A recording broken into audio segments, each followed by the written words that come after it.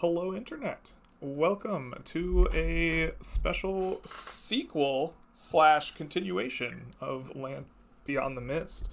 The last time this crew and I were together, we were trekking headfirst through as many tiles as possible to arrive at a brand new location, and we got there, but not until time ran out. And so, the mists will uncover and resolve upon our party once more, but we need to introduce ourselves and remember where we've been. Today, instead of going around the table and talking about our downtime, I'm going to go around the table and have you all reintroduce yourselves and your characters as normal, but instead of speaking about your downtime, I would like for you to tell us the recollection that you have as a character of how you've got here, where you are, and what you're feeling as you step upon the shores of a mighty lake, a great mist spreading out around you, and in the center the mighty twin waterfalls pounding around a mighty conservatory, staring out into the stars above you. Whether it day or night, it seems here you can see the stars. And as we gaze upon this promontory, Mega, you're first in my camera order. Welcome back. Remind us who you are and take it away. Maybe I'm muted. I wasn't muted. No. Delete divide. I can do that. Hold on. No. I can't. I'm so disappointed because I hope the light behind me would help illuminate me, but it's making me look like a character that hasn't been unlocked yet in a fighting game, and I'm a just new I'm challenger not a fan approaches. Of that. Yes, exactly. Yes, I'm very disappointed in that. Hey everybody, I'm Mega. I am playing Chill Guy. He's a Snurf Neblin, who's a disciple of a great deity of chilling known as Snoof Doggius. He traveled out here with this party to see if he could glean some information from this library about this wacky witch's soul that he can help put to rest, so he can be able to make bail for his buddy Blondie. And as he steps out here and he sees this huge marshland, I believe is what's in front of us, with this rolling fog on it, he feels afraid. Because last time there was some android dudes who had aura. They literally were aura farmers. They literally just walked up and was like, leave. And just hit us with the mewing jaw. And it literally made our bard, who's the most charismatic, run away. They literally mewed at him and made him run away. So Chill Guy is not at all chill right now. He's holding hands with his crawling claw Hans as they walk forward into the marshlands. Hand in hand with your monstrous companion, a fear gripping your chest, the Chill Guy, perhaps less chill than normal, stares out across the promontory. Next to him is King Naoko. Welcome to the Mist. Go ahead and remind us who you are and tell us a little how you got here, how your character feels. Again, it happened again. You're muted. We do test audio before these sessions. I just want you to know this is a thing. Look at him and laugh. Feels like that one kid who was supposed to give a speech. Can you hear me? The class. Yeah, there we Hello? go. All right, there we go. Yeah, I don't know what happened. Everybody's having issues today. All right, so my character is probably considerably less afraid. He is Dagnab McGibbet, and he is a wascally wabbit of cartoonish variety. And he is on the quest looking for some information and perhaps some tools to help repair some damaged wings that he had surgically attached to his back. And as for what his recollection of the trip is, it's been very wet. They've got caught in storms. They've had to march through a swamp, and they're still in a swamp, but a different swamp, and it's just wet and muddy, and his fur is getting stuck together. Oh my goodness. It is a wet, damp, Stock fur, the worst type of fur. But here you stand nonetheless. No fear in your heart, perhaps curiosity replacing it. Instead, standing next to you is our friend Palace. Welcome back to the Mist. Good to have you. Why don't you remind us who you are, as if we could forget, and tell us a bit about your recollections of getting here and what it's like. Well, it's hard to forget. You did just say my name, Palace. But yes, I'm playing the bad joke, the half-elf eloquence bard who, how they got here, well, they have a hard time remembering. One day they were in town and they thought, I have the power to curse people. Curses can make you do funny things. Let's see what happens when I curse myself to do something with iron. And the next thing he knows, he puts on this persona of like an entrepreneur in iron nutrition as well as metallurgy, and the next thing he realizes, he's on the ground face up in the dirt, realizes that he's out here in the swamp about to enter a library. It's been a hell of a journey. It's been a slog, lots of battles as the very wilderness gets in our way. But you know what else would the bad joke do other than go with the bit? So here we are. What else indeed? All right. Well, with metallurgical folly behind you, and much iron collected in the form of rusty blood, it seems to be, you stand in front of this great conservatory. Next to you is the last member, but definitely not the least of our party here, the Wimpy Ranger himself. Why don't you reintroduce us to your character and tell us how you got here in your mind and how it feels to stand there. Alright, so I'm playing Mr. Goobler, the level 4 illusionist gnome wizard.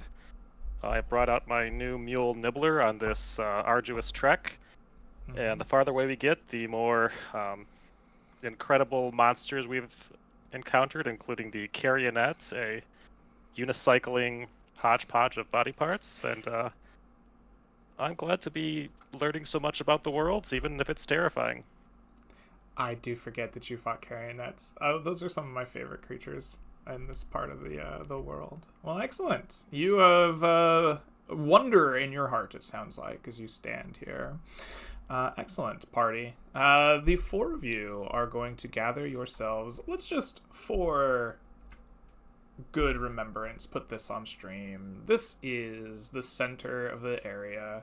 Far to the northeast of Ansham, the party has been going towards. Rumor has it that a great library sits inside this conservatory upon an isle in the in the lands known as the Twin Falls Conservatory. Here, party, you rest at the shores of a great lake, having trekked here for many day and night. You can see in front of you the conservatory sits between these two towering waterfalls on the island in the center. The pool of the magic in the region that you have felt ever since you stepped here is centered here in front of you. This pool noticeable in almost all directions, but it is flowing now more easily towards your destination. The ever-present cloud cover of the region stops above the conservatory and the island, causing the isle to appear as if surrounded by a small halo of clouds and light. Filtering above, you see stars in the sky. Both day and night, they shine here. The waters lap gently upon the shores next to you, and as you spend your time staring out at this great sight, you realize that you must find a way to cross them. Party, you have gathered here in this, I believe it was like dusk. The day was beginning to end with your 2 exploration points by my old, now like nearly 3-week-old track. As the stars align and you see the object of your desire nearby, what do you do, and who is going to lead us to find out? Well, I remember we had gotten some info about some sort of mechanical ferryman that ferry people across. So, unless anybody objects, I guess I'll start looking out for any boats low on the lake or any movement. Sure. Dagnab, you begin to search this region, looking for a way forward, fueled by your knowledge that there was once a mechanical ferryman that led people to and from this conservatory. Tell me, how exactly are you going to go about searching for this man? Are you just using your eyes, looking out upon the waters? Are you bringing some other craft to this? How does this go? Well, so I'll combine two things. One, I'm very good at jumping, so I can get up high, Okay. and I have wings that let me glide a little bit before I have to hop down. Gliding. So that'll help me to sort of get a bit of a view above maybe the tall reeds and whatnot that might Okay. obscure people who are stuck on the ground. Absolutely. You begin leaping as high as your rabbit-like legs will allow you, gliding for periods of a time. I believe exactly 1 round, so 6 seconds worth of gliding before landing down again. But as you glide and look out, I will go ahead and allow you to...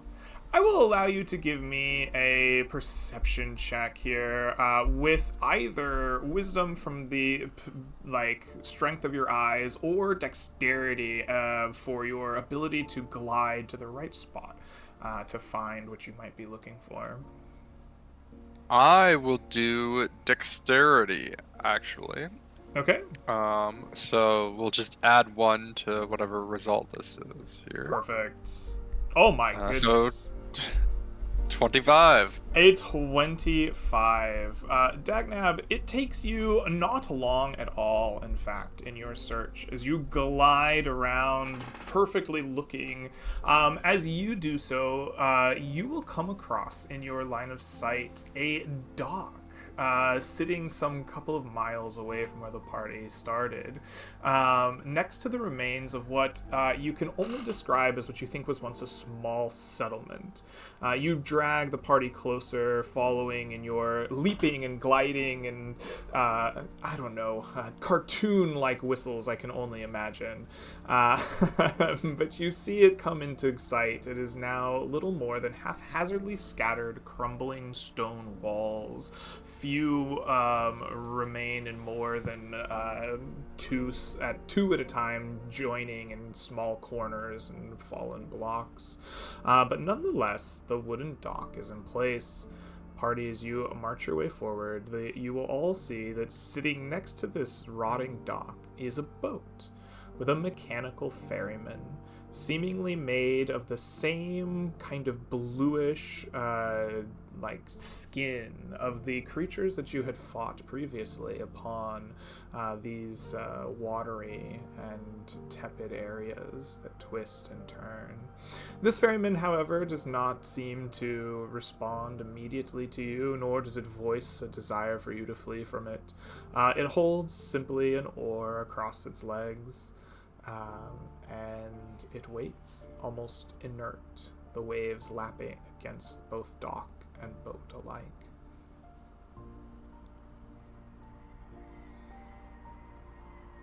There's our ride.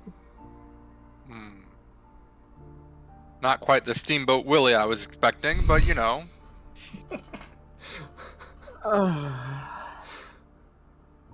There's a don't little get it. mouse figurehead we just now realize is on the other side of the boat.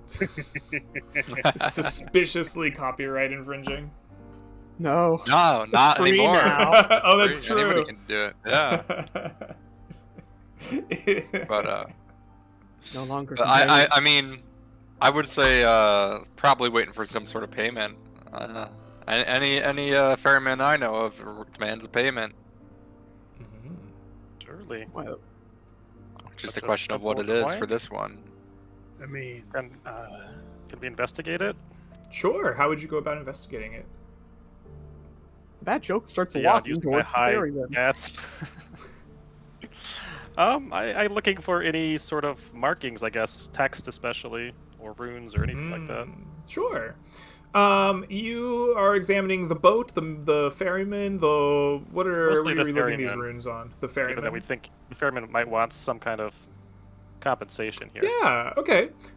You spend some time observing the ferryman in the boat, looking for like how compensation might be made. I think that I would love for you. You looked for runes. I'm sure that on a device such as this, there must be some amount of runes written somewhere, perhaps on the boat itself, or maybe on like the ferryman's clothing, whether by time or not. I think the question is, how do you interpret them? I think I would like for you to either give me a history intelligence check or a wisdom insight check as you gaze upon what little writing you can like gather from this scene, to see if you can suss out the truth of it. Yeah, let me look into my knowledge of history. Okay, absolutely. With a 23, you probably are able to find somewhere in the back of your brain, I don't know where you may have found this information, but this runic language is fairly universal, at least at one point in time. Seems this was meant for many people to read, and sure enough, payment is required, but not payment of coin or monetary value. It seems that this creature runs upon magic. In order for you to be ferried across, you must spend your own magic to activate it. This creature runs on spell slots. Could I give it a magic rose? Ooh, that's fun. Yeah. Fuck yeah. You want to spend a rose on this? Hell yeah. Sure. That just seems poetic. It does, honestly. Absolutely. You pluck a rose from your bouquet. And I can only imagine that this ferryman can only hold the rose between its teeth like a really, really sad Tuxedo Mask. As you pluck your rose, please expend one rose from your bouquet.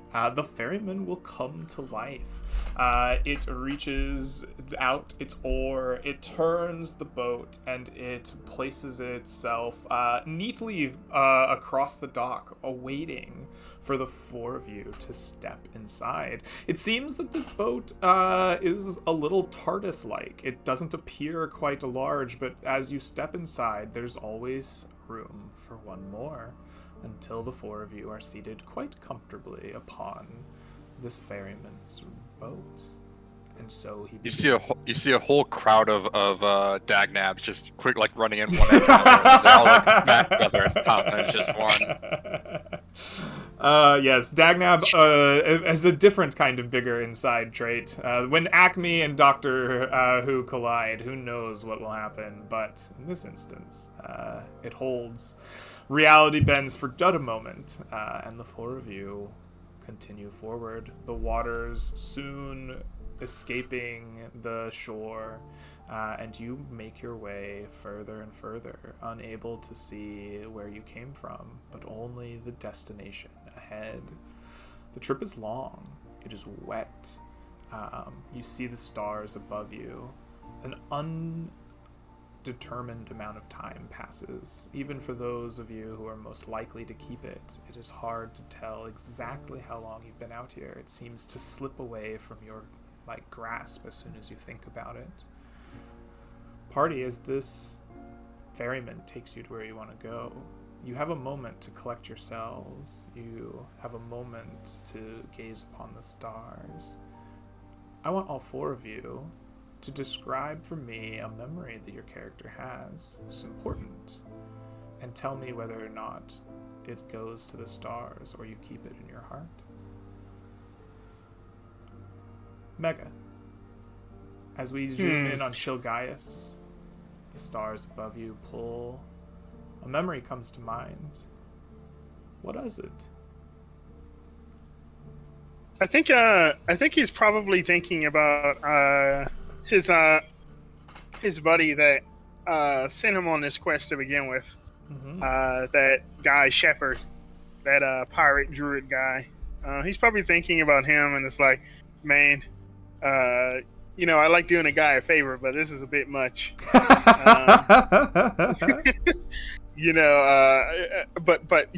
Family's everything. Mhm. Family. As he remembers that Shepard was bald and drove I don't know, arcane powered I don't know, A cart or Bronco something. carriage. Yeah. Family's everything. So he's thinking about the favor he's doing here, and also freaking out, thinking that he got a bad strain because he saw a bunch of rabbits running. There's so many rabbits and carrots, and there's this hunter with a gun next to you that keeps muttering rabbit season under his breath. It got real weird. As this memory comes to mind, Chilgaius, does it leave you and head to the stars, or do you keep it close to your heart? Oh man, this is a hard. I would think close to my heart, mostly because that's the whole reason I'm here. It's like a mission statement. This isn't like a drifting thing. This is like, man, this sucks. So he's holding it. You remember well your family. Your heart is full. You keep it from the stars and gild yourself. Please take one die of fate. This is a D10. You may roll it at any time during your stay in the conservatory to add to any roll you desire. When you do, you will give it to me, and I will get to roll it at any time, and vice versa. Ooh. Dagnab, the question comes to you. The memories of something come to mind as you gaze upon these stars. What are they? He's reminded of a very similar situation that he was once in a long time ago. He was being chased by a short, angry guy with a big, long red mustache, and he rode a rowboat so hard that he rode right out of the rowboat to his destination. And the short little guy had to swim after him just to get the oars to go back to the rowboat and then row the rowboat back. And of course, he can't keep that to himself, so he lets it out for the world to enjoy. All right. Memories of your escape from a mustachioed bandito will fall out of your head. You have lost all memory of this. It is gone from you. You cannot recall it. Please increase your intelligence temporarily by 1 until the end of the session. Also, gain inspiration. It is yours until you use it. Cool. Bad joke. The question comes to you. You gaze upon the stars as the ferryman takes you to some unknown place. Memory burbles up from your past. What is it? A memory of a more, once peaceful time. This jester of a court was a jester of a court. His clothing, his attire, was a lot more simple back then. But this is the aftermath of a joke that has went too far, or something that has been taken wrongly. The focus is on the bad joke themselves, close, hunched over a figure that is seated upon a throne or a chair, some position of regal authority. Mm-hmm. Around them is a crowd, but they don't seem to care, and they are out of focus, as the only thing that is in focus is the blade in his hands, dripping with blood, and the passion in their eyes as they have just committed their first murder. Oh. Does this bloody memory stay close and hardened in your heart, or do you release it up to the stars? This one stays with them.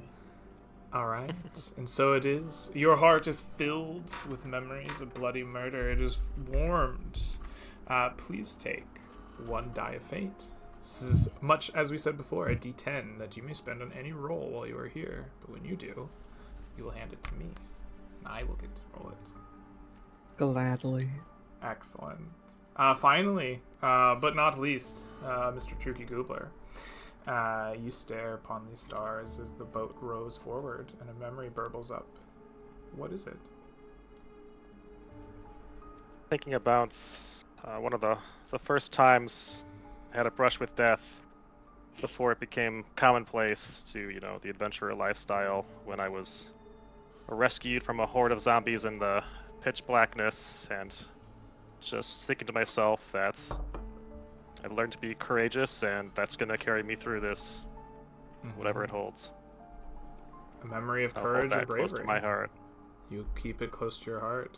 You are filled with the warmth of this courage, and you too will gain a die of fate. It is D10. Spend it as you will, and then give it to me.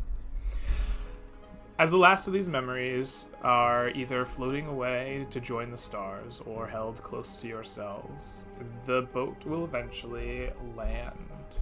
As quietly and as easily as it took off, you have now found yourself on the shores of the lake on the other side. A worn cobblestone road can be seen, leading from the new dock up, winding to the grand conservatory itself, twin waterfalls splashing down on either side. The road seems well maintained considering the age and decrepitness of most everything else.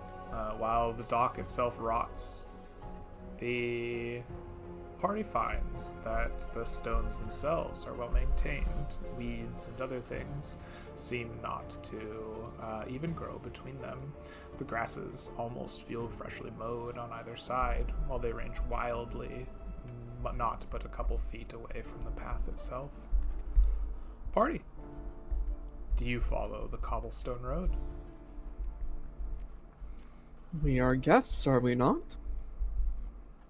Perhaps. To our knowledge so far. We paid our entry fee. Their job wonderfully. All right. You walk with steps echoing across the cobblestone road.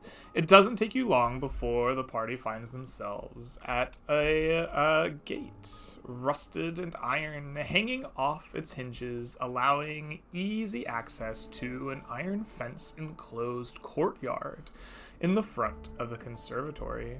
Inside the courtyard stand a number of time and weather-worn marble statues of astronomers, presumably, from the founding of this conservatory.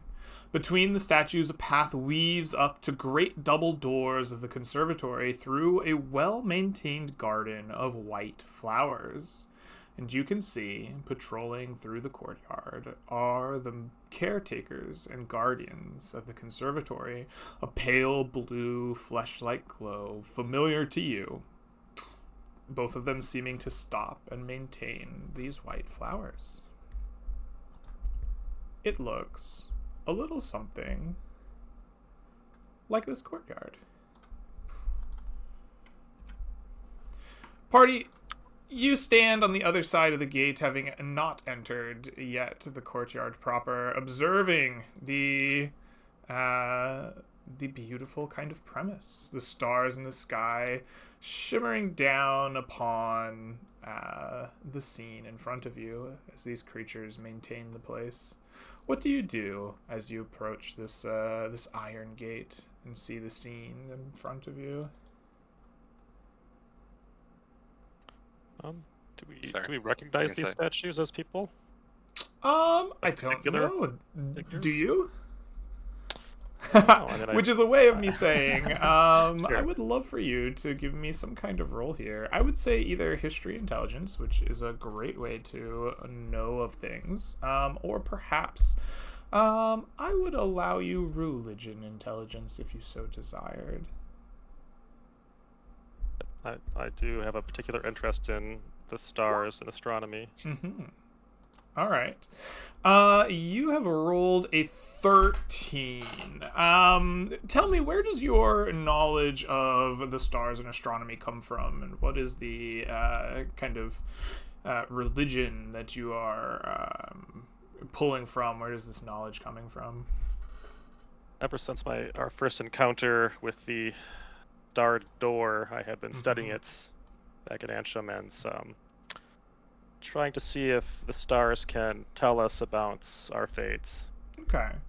You've been studying here in a new land with new knowledge, trying to think of what you can find. You probably do not recognize any of these individually, but their regalia, even in marble form, seems to remind you of things that you have studied. There was once clearly a religion here that worshipped these stars or something in them, and the regalia of these folks reminds you of the scholars that perhaps would have been responsible for penning what pieces of information you have been able to find out here in the mists. Do we see Melody Telltales among them? You do not. It seems Melody is not yet emblazoned in marble here. Well, in the meantime, Dagnab is busy trying to feed the bad joke the rusted iron gate, saying, get your supplements, come on, Matt. What are these little round metal pellets you're giving to me? That looks like You would know best. These are sling bullets. Eating sling bullets? No. Also, you think they'll attack us if I just walk on in? Will you I all think come so. to my aid? No. No. This is a library. Are you saying we should turn back? Tell you what, what if I put an illusion up of like one of us and see how they respond to it? I think it'd be best to try to speak to them first. Alright. Before we start doing breaking and entering, maybe conversation. Call him Why over. don't you go ahead? I can I call don't him have- over. Yeah, I don't Oh, have wait. Riz. Go ahead. Hello, blue-colored guardian. Are you here to guard against us or help us? You call this out from behind the Iron Gate? Yes. All right. Tell me, bad joke. Do you bear any talisman or identifier of the astronomers? The astronomer's talisman, the lunar crossbow, the mark, or the mask of starlight, or another token that I haven't not listed. The mad joke has a drift globe. All right. I would like you to make me a charisma persuasion check at disadvantage then. Oh, a charisma persuasion check. Well, good thing I can't roll below a 10. Okay. So I will now roll it at disadvantage.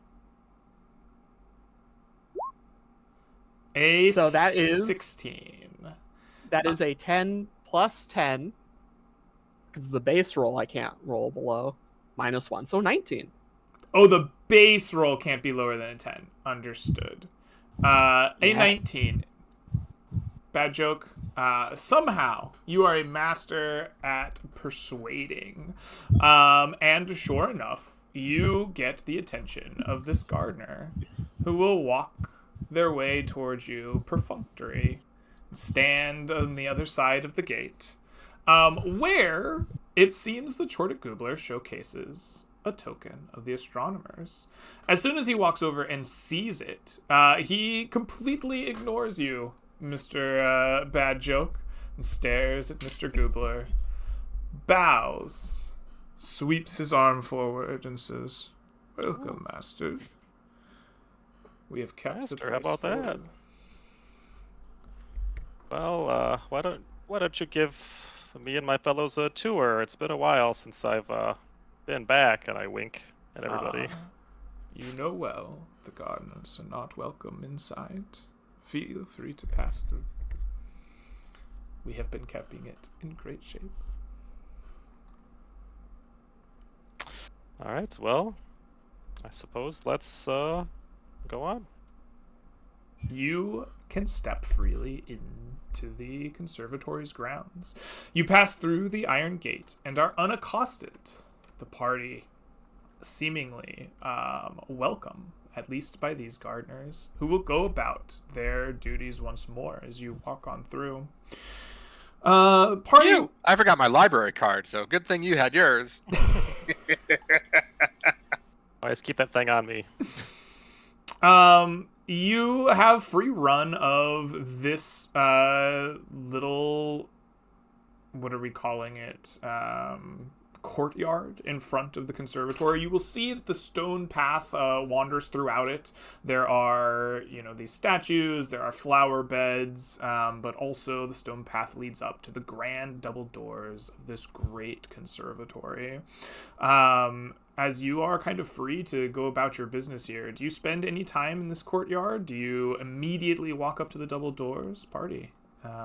Ball's in your court. What do you do? I think it might be a good idea to study the courtyard, see if there's anything of note. Maybe there's some astronomers that were bisected out here, so we can know what we might be running into. Maybe a fallen star, something like that. I think we should explore the courtyard first, guys. Yeah, let's take our sweet time with the tour. Mhm. Okay. You mentioned some white flowers, right? Do they seem to be remarkable in any way? Yeah, you go to investigate the flower beds. You will find that the white flowers are beautifully maintained. They seem to be a cross of a rose and something to take the thorns off of the rose. This is a hybrid, kind of great rose bush with no thorns and beautiful, vibrant flowers. As you, I guess, investigate them, Dagnab, the next thing that you will notice is that they grow over mounds. And for a moment, you're concerned as to what these mounds might be, and you realize they're spaced out about 6 feet long, a couple feet apart, and over all of them, the flowers grow. It comes to your mind easily that these are graves.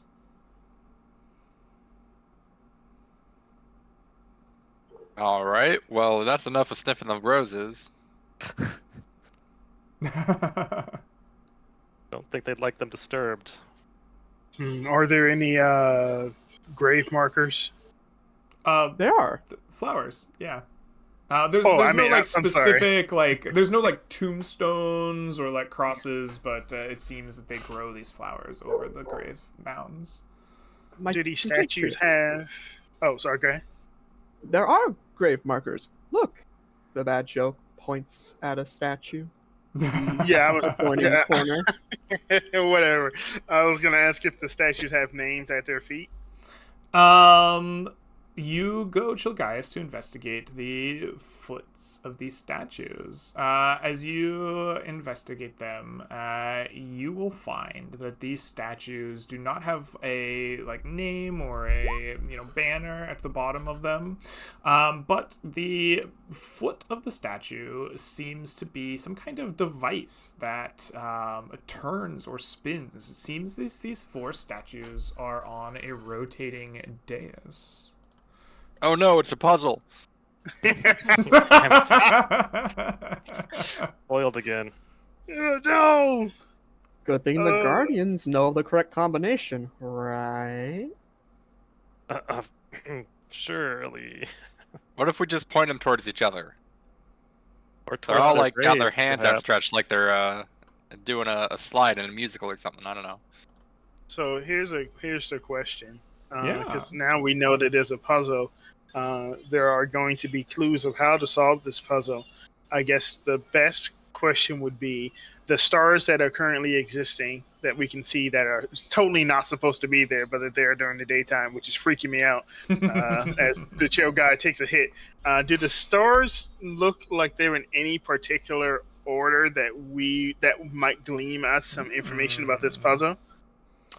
Perhaps the stars may hold a clue. They don't seem to have a very obvious pattern to them, push me this direction. But perhaps that there is more knowledge to be gleaned by staring upon the things of worship in the sky. As you look up and see the constellations above you, I would like for you to make me a I'm going to say religion intelligence check or an insight wisdom check, your choice, to see if you might glean hidden knowledge.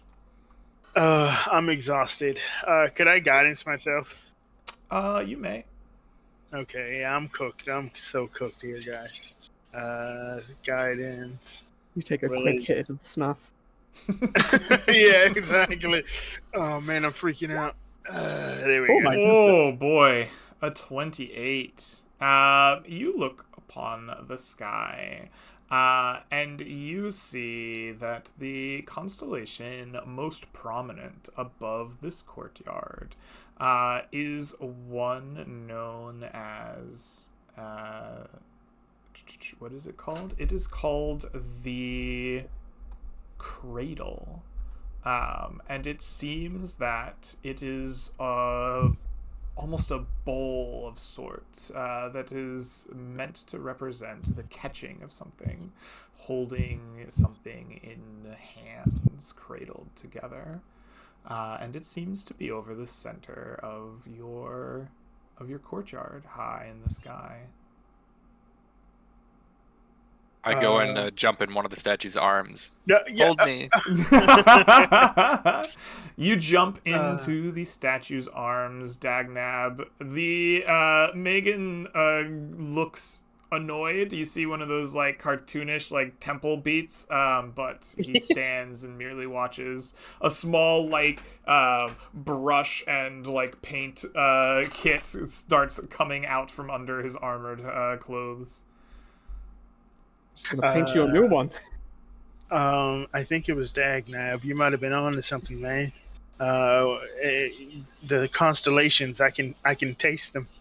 They're the most prominent one is something about cradling, man. So I think we're gonna want to have the statues facing each other like they're holding something together.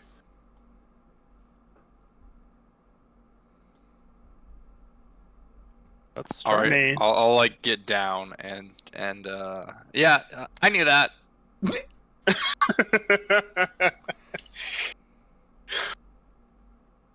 But I'm too weak to move the statue, so somebody else got to do it, man. Maybe the guardians Dagnab help then. us. Yeah, yeah. Oh, well, maybe they might not have the ability to do so. You know, it might be a class system here where they can't touch the statues. If you order them to move the statues, they are in fact caretakers. They will move them to the astronomer's will. You wish to make their hands all face the center of the courtyard? Is this what I understand? Before I say yes, Uh-huh. I look at Goobler with my red eyes and I say, "I'm freaking out, man. Is this a good idea, Goobs? I don't want us to get shot to death by these Mark-ass busters." I think there's some logic to it. Let's see where this goes. All right. All right.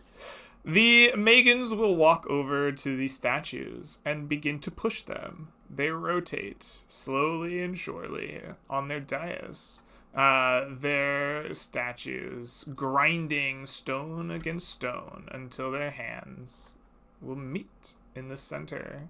I don't know why I'm slowly rotating them on the map, but I am, because it seems like a cool idea. You can see all their hands go towards the center.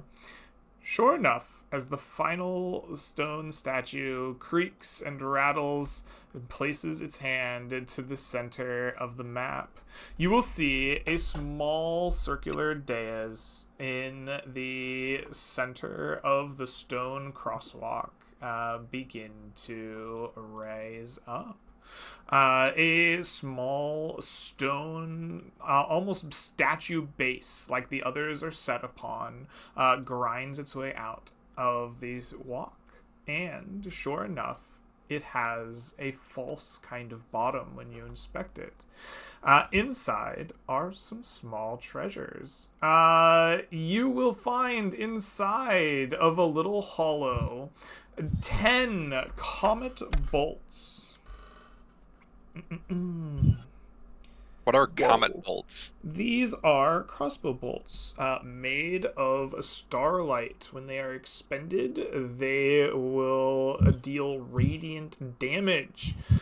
Someone who holds the lunar crossbow knows that they do more fun things with that. They will also have one potion inside in a small little flask. It bubbles a like consistent crimson, as if it was on the verge of boiling. And as well, there are small trinkets, seemingly fashioned like pins and lapels of some worth. You think about 50 gold of value should you return back with them.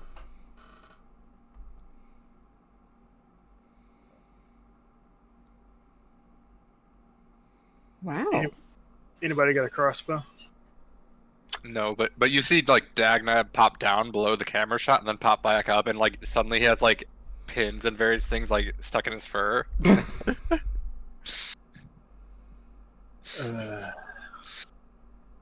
I vaguely recall someone having a crossbow.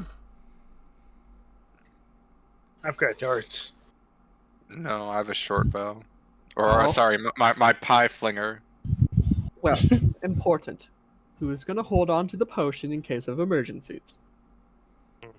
Should we identify it as like a ritual magic spell? If you would like. We'll go ahead and do so, yeah. All right.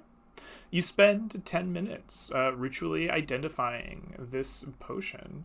Your ritual is long and observed with great intensity by the nearby Megan, but they do not interfere or change it. Just merely watch with beady, unflinching eyes. Eventually, your identify spell will go off. This is a potion of fire resistance. Ooh, Ooh. very cool. Nice. Well, with Can I, while he's taking the 10 minutes to do that, Yeah. can I go over to one of the Megan who's like tending the flowers and ask, you know, hey, I noticed a foot or a hand sticking out of one of these rose bushes. Who happens to be buried under there?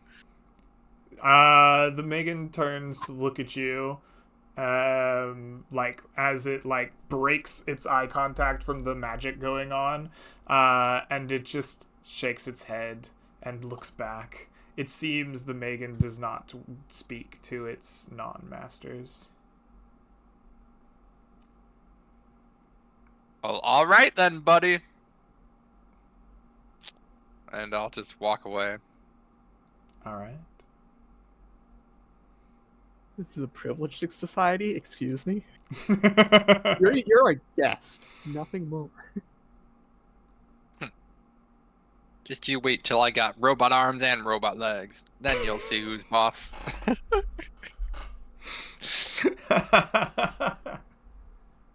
You Make say sure I'm to there. the like construct. I'll hold on to the bolts. None of us can use them anyway. It's a potion of fire resistance.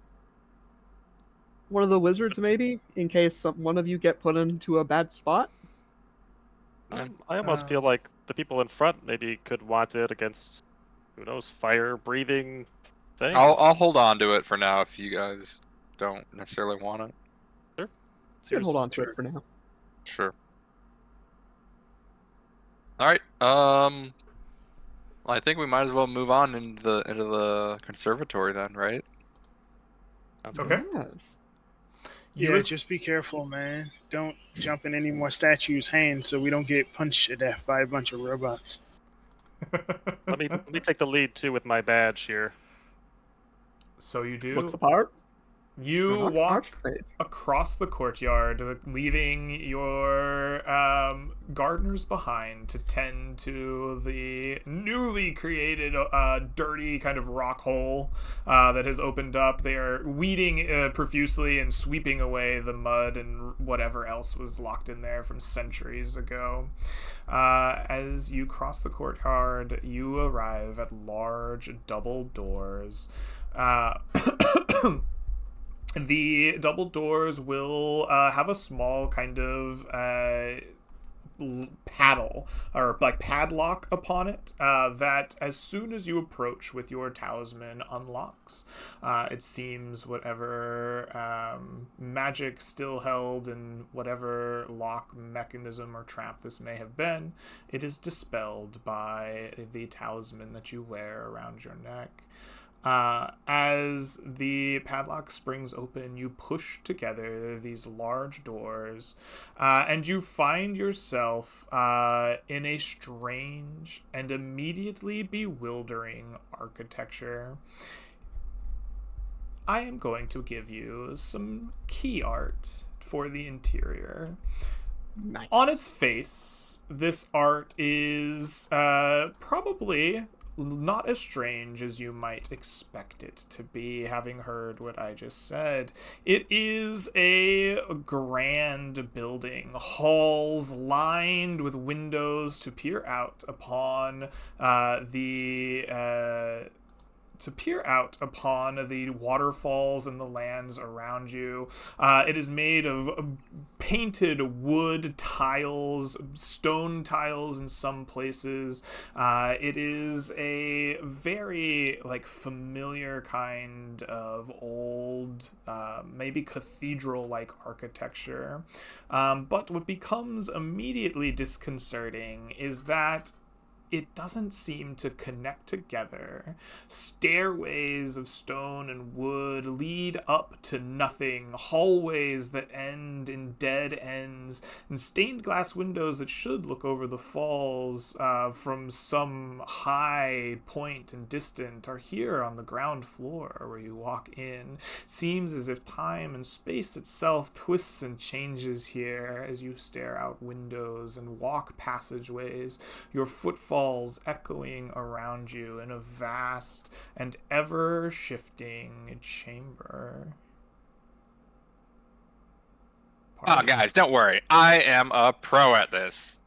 You see Dagnib grab the camera and change the perspective so the stairway lines up with a hallway that you couldn't reach before. Sure enough, Walking up it. you walk up that hallway and you go to a place that you could not reach before, finding more and ever shifting strange occurrences. What becomes even stranger to you is that these things shift at regular intervals. You walk across a hallway, and sure enough, like clockwork, the hallway turns. You don't even arrive at its destination before it's suddenly at a new set of stairs. Within moments of wandering through this place, you are deep inside it and at a loss as to where to go or how to navigate it. Party! Welcome to the Twin Falls Conservatory. As you wander these halls, who's going to take the lead and tell me, how do you get to where you want to go? And how are you going to do it? Yeah? Was this inspired by Twin Peaks?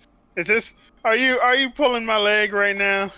If you would believe me, I have never watched Twin Peaks. I know memes of it from clips and things.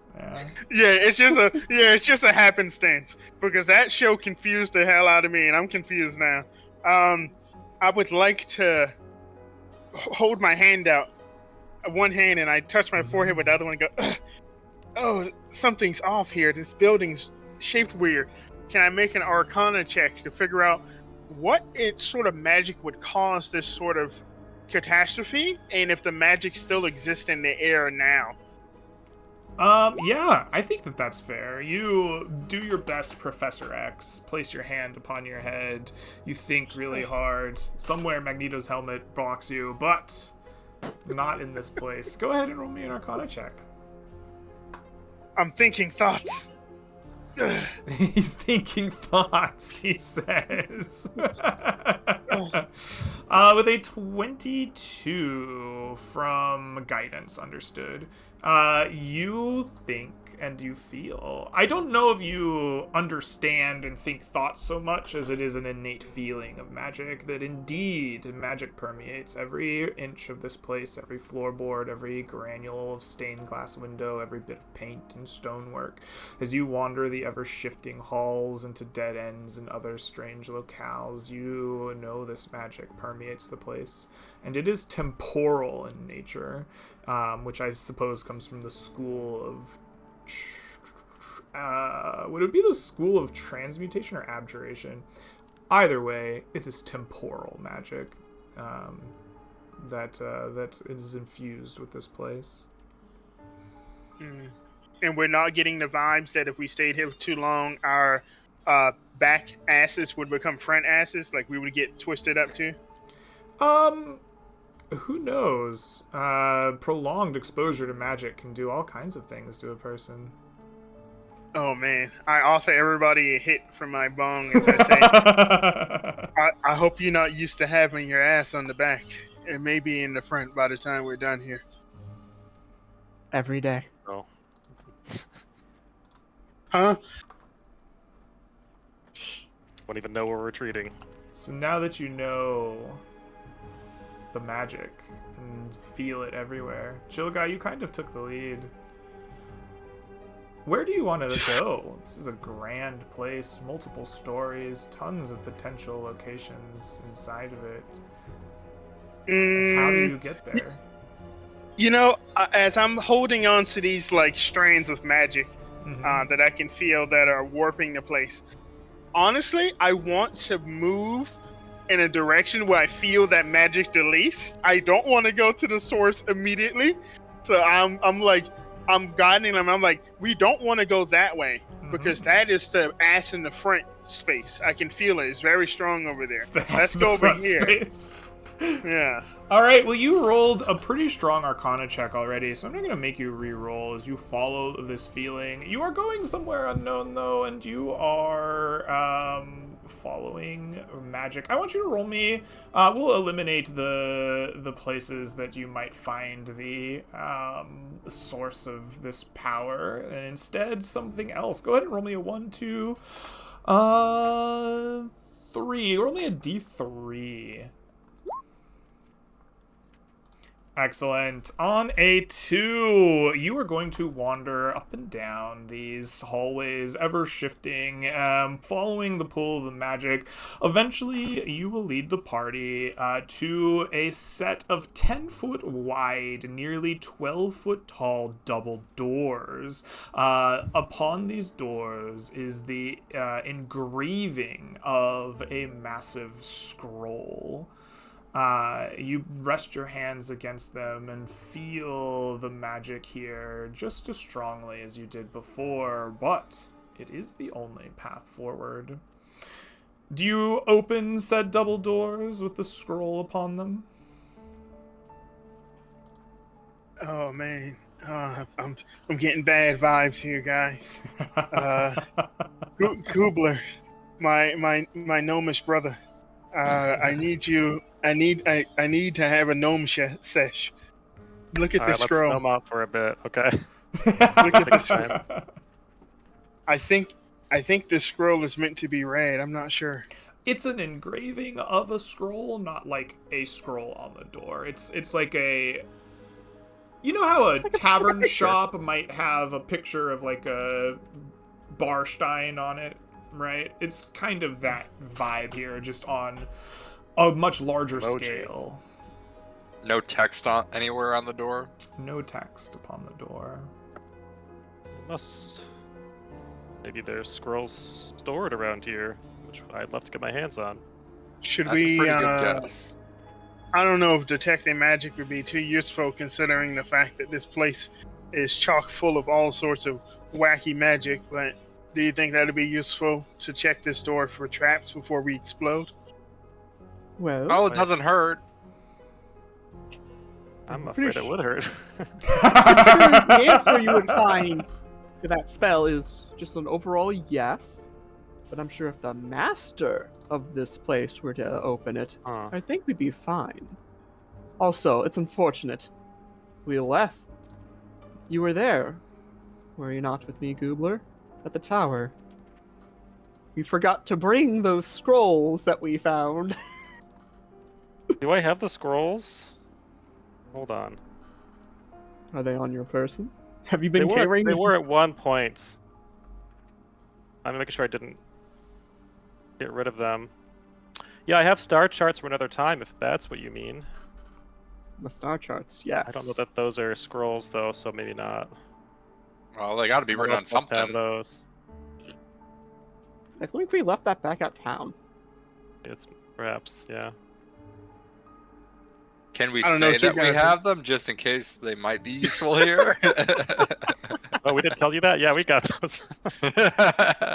Well, you know, I could just pull it out of my pockets that I definitely have. You know. We could call Uber Barbarian and have him step through. Here you go, guys. And then go back home. A massed Borbfield just comes out and starts handing out treats from town. Yeah, Barbarian Dash is what we're gonna call it. Borb dash. Alright. Yeah, Borb Dash. Bonus action dash.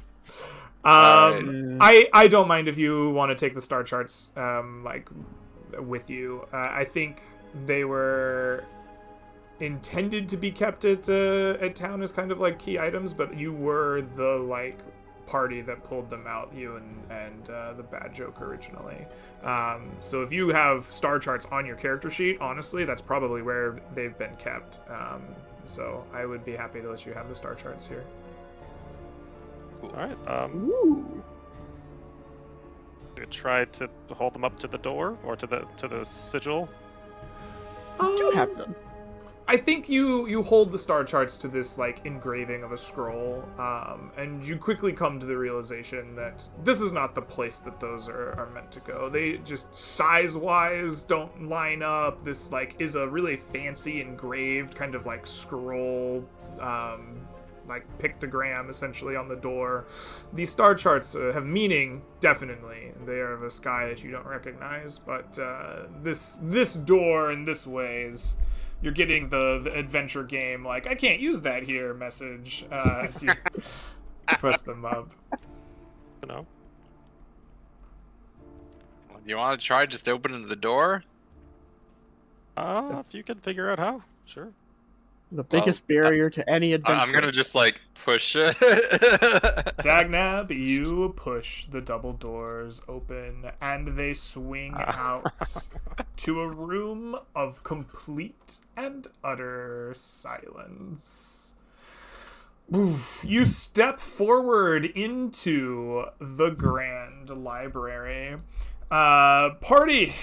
As you enter through the set of doors, you find the site of a massive library with 50-foot in diameter circular floors, the walls rising like a giant cylinder, perhaps as high as 100 feet in totality. Ancient books and scrolls fill equally ancient shelves that spiral upward. Light comes from ornate floating lamps. These lamps float in rings of about 15 or so feet off the floor, each equidistant from each other, with additional rings rising above those. Together, they light the entire room with a soft glow, easy upon the eyes. An observant member among you will notice that not a single shadow can be found in the entirety of the Grand Library. Suspended from the ceiling of this great library by a long, silvery and spiked chain is an elaborate cage, also made of silver, dangling between the first two rings of the lamps.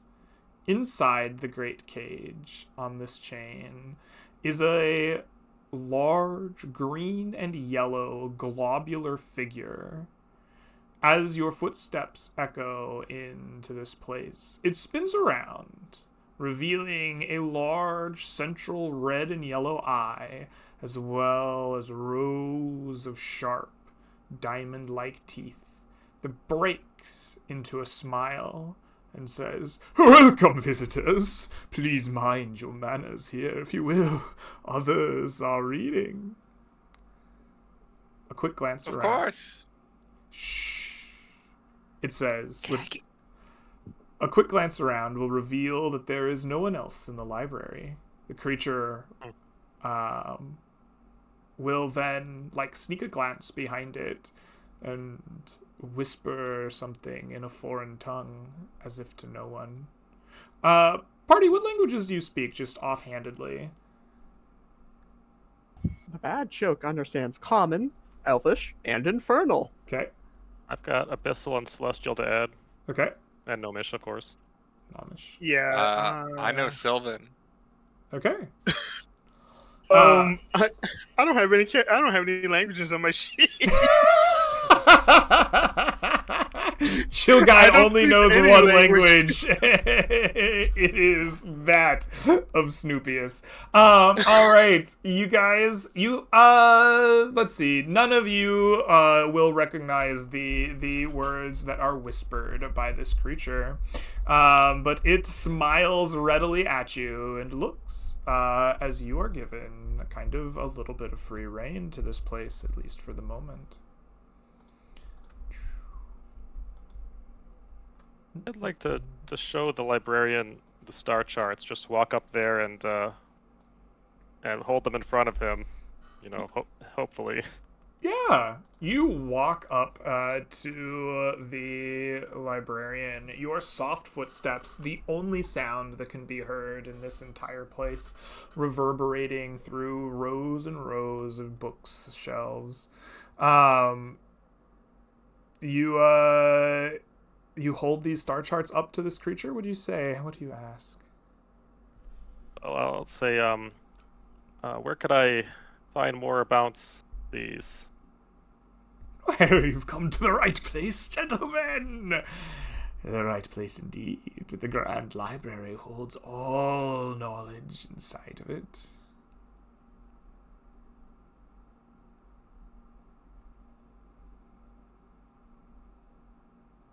Can we register for library cards?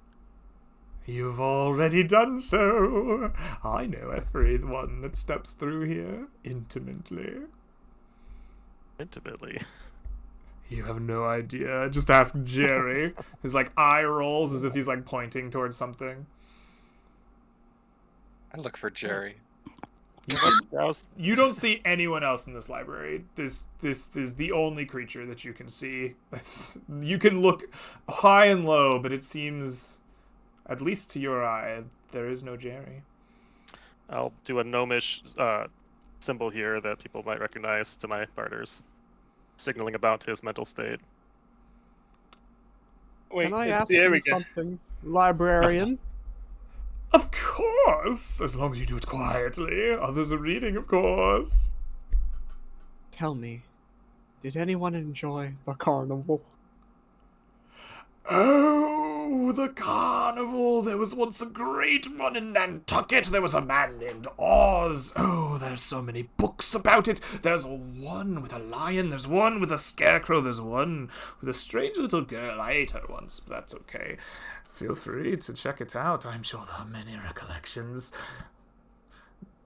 I think there was a girl named Jennifer in here. Yes, Jennifer, tell them about the carnival he wishes to know. No one speaks to you. Well, I'm gonna go do some independent study if you guys don't mind, and I'll slink away from the crazy creature. I'm watching you, he says, his eye tracking you across as you slink away. I guess I'm gonna try to find books on ancient astronomy Yeah. or stars. Before we start researching, does somebody want to come outside and take some non-liquid courage with me?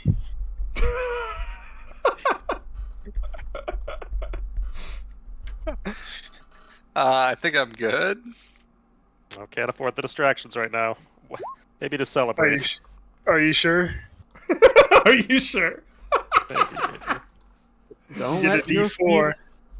Don't let Alright, your alright. fumes get in the You convinced pages. me. We'll step out for a smoke break. All right. Only please two. come back soon, you hear? The library is always waiting. Somebody's got to choose. I can only get two people, and I got to get myself. So one other person. What about your Nomi? Oh, I definitely need it because I'm not a smart guy. Give it to the master of our troop. I'm sorry, Dagnam. You're gonna have to live with a guidance probably, as I poke you in the forehead, and then we go take a gnome break. All right. we become little steam engines for a second. You step I back out into the halls, having a brief moment to light one up in the name of Snoopius, and come back red in the eyes, but clearer in the mind, perhaps, maybe. Oh, and a few words of encouragement for Mr. Goobler. My friend, stand on a precipice of unlimited knowledge. Make your words, your actions, your decisions and queries as if they were the last ones you will ever have in your life. And I issue one gnomish tear at that. And as the tear rolls down your face, the bad joke didn't step outside with you, so you just hear, "Shh! There's people reading in here!"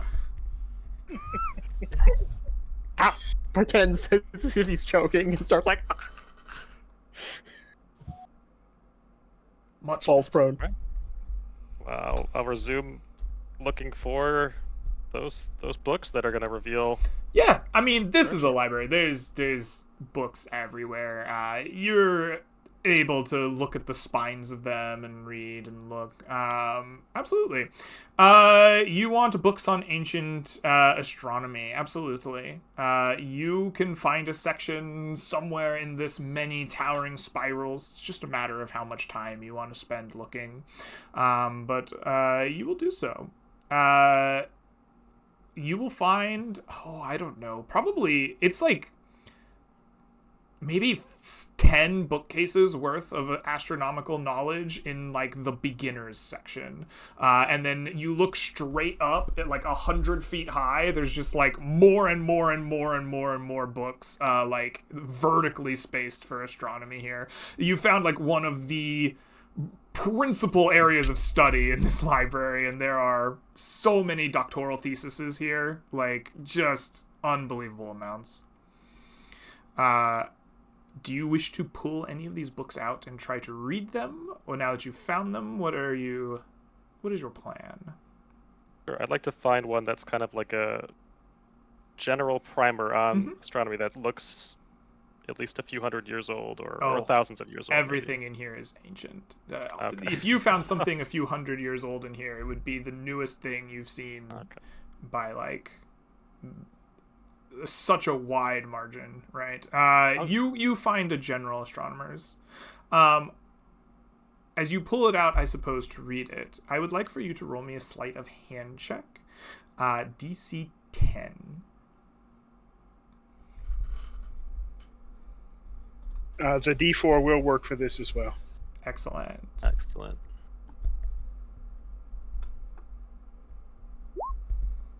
Okay. Oh. Okay. There's even exhaustion on that. All right. Yeah. So that is a 3 roll then with exhaustion. Would you like? You have a D4 from your vibe session. And you have Bardic Inspiration, and you could also give me your Die of Fate if you wanted. So I would suggest rolling your vibe session at least first before deciding what else you might wish. All right, so that's I'll use Bardic now. Okay. That's So a that is a 9. 9. Would you like to roll your Die of Fate away here? The Bardic is a D8 now, right? For me, yeah. Yes, it's a D8. You Why gotta don't you re-roll roll me a that. D8 then? Resolve that. Sorry. Okay. You succeed. What you'll find is this was not a check to avoid the gaze of your globular friend dangling from a chain, but instead the books are so old and fragile that they take such care to handle. As soon as you touch it, you notice the pages, the edges of these books threaten to crumble in your hands. But your touch is delicate enough, if only just. Perhaps the edge was taken off with the vibe session. Perhaps the words of your bard inspire you so. But the book holds, and you have the opportunity to page through its cases. So books are an interesting thing in the mists. Books are an expendable resource. You can use them. They have charges. And when you use them, you can either use them to gain a bonus on a roll, such as a history intelligence roll, and they will give you escalating bonuses based on the value of the books. This particular book will give you a d10 extra rolled upon it. It has 5 charges inside of it. The other thing that it can do is be used in its entirety. You can expend all the charges in a book to essentially use it like a library. If the downtime activity of a library, if it comes from this place, the books here have real answers in them. They can give them to you. You may ask me one question of a topic that the book relates to. So in this case, astronomy, and I will answer it. To use a book's charge, you must have enough time to consult the book, right? We can't do it in a pitch of battle. And the book must have some relevance to the check that you're trying to make or to the answer that you want given. Gives a plus 1d10 to what sort of situation? To a roll that the book would make sense for it to give you a benefit to. So an obvious example might be the check that Chilgaius made to look at the stars outside, right? Book of Astronomy would have been able to assist in that. If you can describe to me why this book would make sense to help or have the answers that would assist you, then you can use it. Well, you should totally use that to help you figure out what those star charts are of, or like when they're from. Let's do it. I'm gonna consult the book for the star charts. All right. And see maybe So will what you... place you have to see those stars. Okay, so the question that you would like answered is, what is the place that you can see those stars? Yeah. Okay. The place that you can see those stars is here in the past. These stars were over the sky of this land, but this star chart doesn't come from now. It comes from some millennia long past, and it represents the night sky in that millennia long since past. Something has changed, obviously, between then and now, such that the night sky holds different stars. Magic. Wow. And thus the book crumbles into ashes. No, it's just the I read it too charges are hard, gone. sorry. You would need to use a different book to get in more answers, Oh. essentially. All right. Well, I feel like we kind of already knew that, so I don't know that was super useful. But hey, at least we confirmed it, I guess. Not the exact details, but it is nice to know guaranteed knowledge. Yeah, I had no idea that the stars in the sky were different, which is very troubling because the stars represent the gods. So if the stars are different, that means the gods are different, which is a really You can find bad a thing. book on gods here. Mm-hmm. Maybe. Greg, Is oh, it possible? Greg, would Dagnab be able to look for a book as well? Yeah? He would Find be it. interested in finding some information on, I suppose, like tinkerers. He's trying to find information on the mechanical limbs, like the wings and the Mhm. legs that he's found, and perhaps a guide on how to properly attach them, fix them up, etc. So you're looking for like tinker's like book or an alchemist book, something along those lines? Something. Yeah. Sure, absolutely. You spend some time looking. Party's taking their time here, looking around. Absolutely. You can find a book for sure. That there's many things in here that are on the subject of. I suppose. What would that not be called? If it's not tinkering, it might be. What's the subclass where they like build BS? The wizard subclass. I've my brain. is Artificer? forgotten. An artificer. Perhaps you find books on artificy, and you find much like the sections and sections of them that Goobler found. You can find as well. I will try to very gingerly I'll open a book and read through it. Absolutely. I'd like for you to make me a sleight of hand check. The first DC was 10. This DC will be 11. Am I able to get guidance from anybody here? I totally think Yeah, that you got finger poked in the head for guidance earlier. That was canonically a Okay. thing. All right. Yeah. Very good. So then that is sleight of hand. Where did that go? So Okay. and then 15. That is an 11. That is a success on the money. You gingerly pick up a book and thumb through it. You have a book on artificy. Your book of artificy is the same as before. It has 5 charges. You can spend them in the same way. I think I'll save it for now. Okay. This might be more useful to a smart person. Absolutely. Please keep in mind, or at least like track what you are taking from the library and what you are putting back. I'll just bring it up to the librarian and ask if I can check the book out. No, of course not. Knowledge must be kept here. You can read anything you desire, but nothing will ever leave. Okay, guys. All right, we got to do some surgery.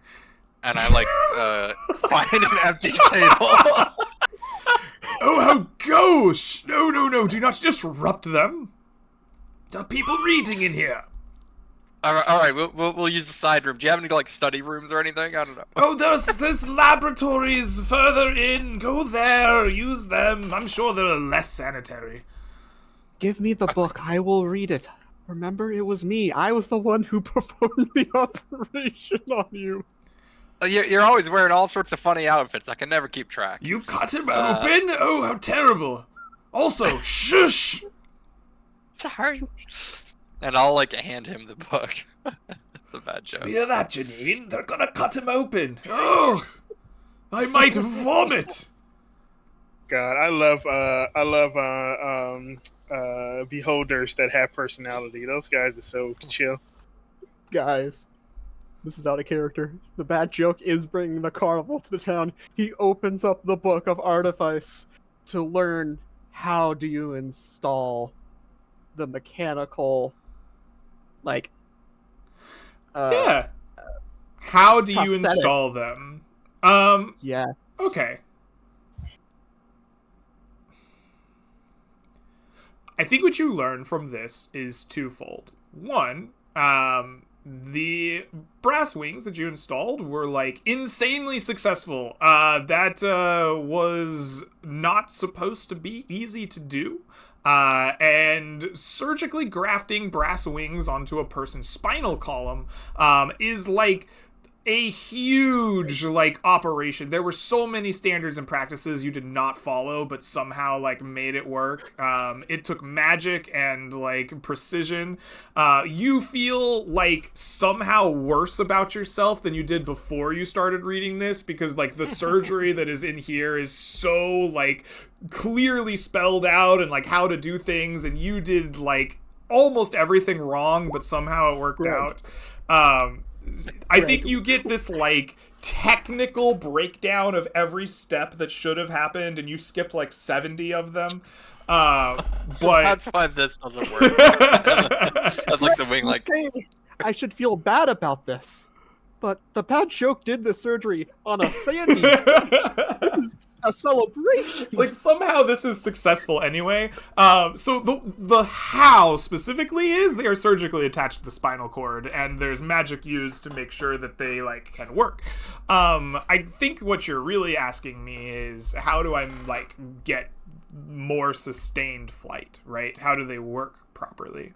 And what you're going to learn is that these brass wings were essentially a prototype. There is lots of notes written in the margins about these experiments that were done on lesser creatures, these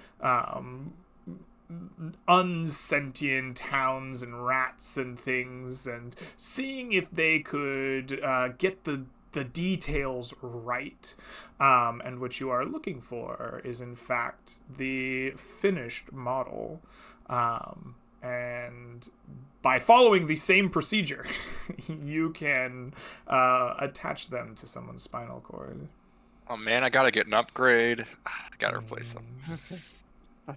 Now I need to find my book. I might need to climb up a level. Oh, don't Rises. worry, I got you. I can hop anywhere. Oh, don't climb on the shelves! If you need, I can ring you up. I've got this whole cage and silver chain network. I can bring you to any level. Just hop in that's my really mouth cool. real quick. I'll get you up there. Isn't that what the ladders are for? Oh, yes. I guess those were installed some thousands of years ago. Yes, that's fine. Newfangled ladders. Who needs those? It's a new invention. Did he say hop in my mouth? Yes! I'll take you wherever you need to go. A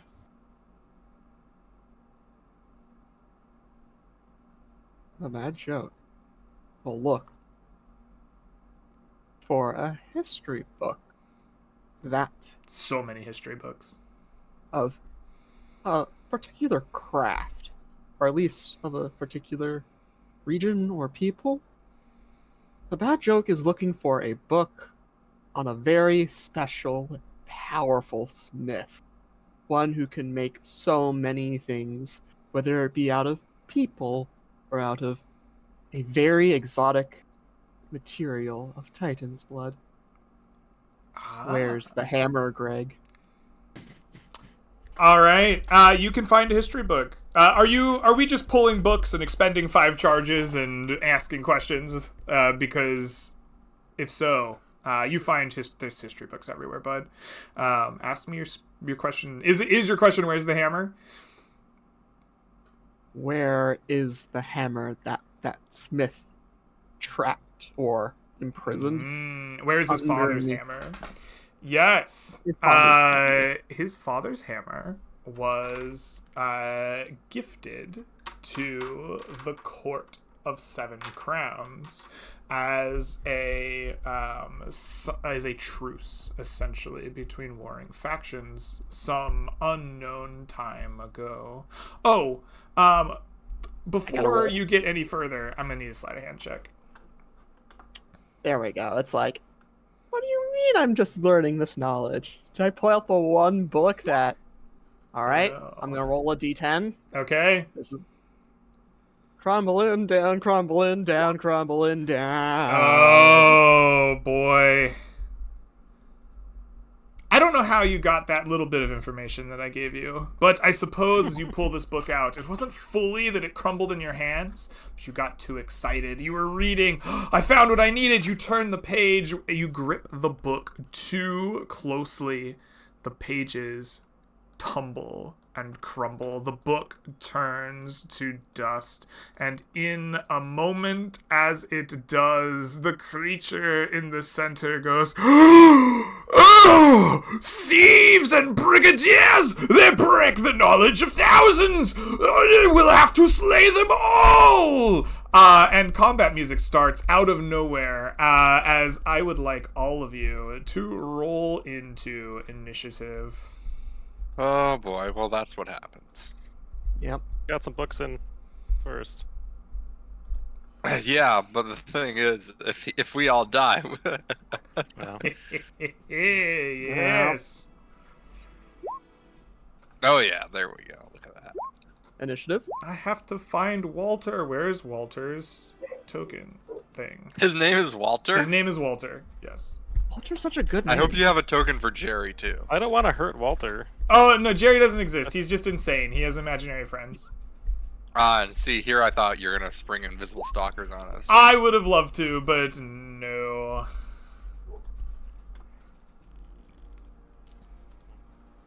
All right, I have a full turn order. Dagnab, You are the first to go, as suddenly this silent library is filled to the brim with music playing.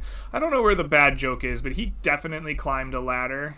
Bad joke? Yeah. I'm gonna move you to the second row. Pick the side of the second row you're on. The bad joke is right here next to this bench. He went to sit Yeah. down. It's like, okay, I'm going to be respectful about this. I'm taking a seat. Opens the cover, reads the first page, grabs the second page way too firmly. 'Cause it Right, felt solid. perfect. Dagnab, you see this creature, like, break free of its cage. It wasn't locked, actually. It was just sitting in it as if it were. But in its rage, the, like, door swings open, and it is now free to go about. Rows of teeth look in your direction, but you gain the initiative. What do you do? Is it still in the cage, or is the cage destroyed? I mean, there is a cage. The door is open, but it can easily get out. How high up is this thing?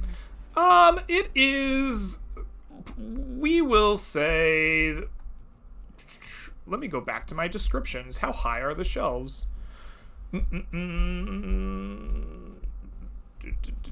My shelves are, I will say he is probably about 15 feet off the ground. He's probably floating at the same, like, level as the, he's not, like, really on a balcony so much as he's, like, in a cage that's, like, floating in the air, like, 15 feet Great. off the ground. Yeah. So, Greg, what Dagnab is going to do is,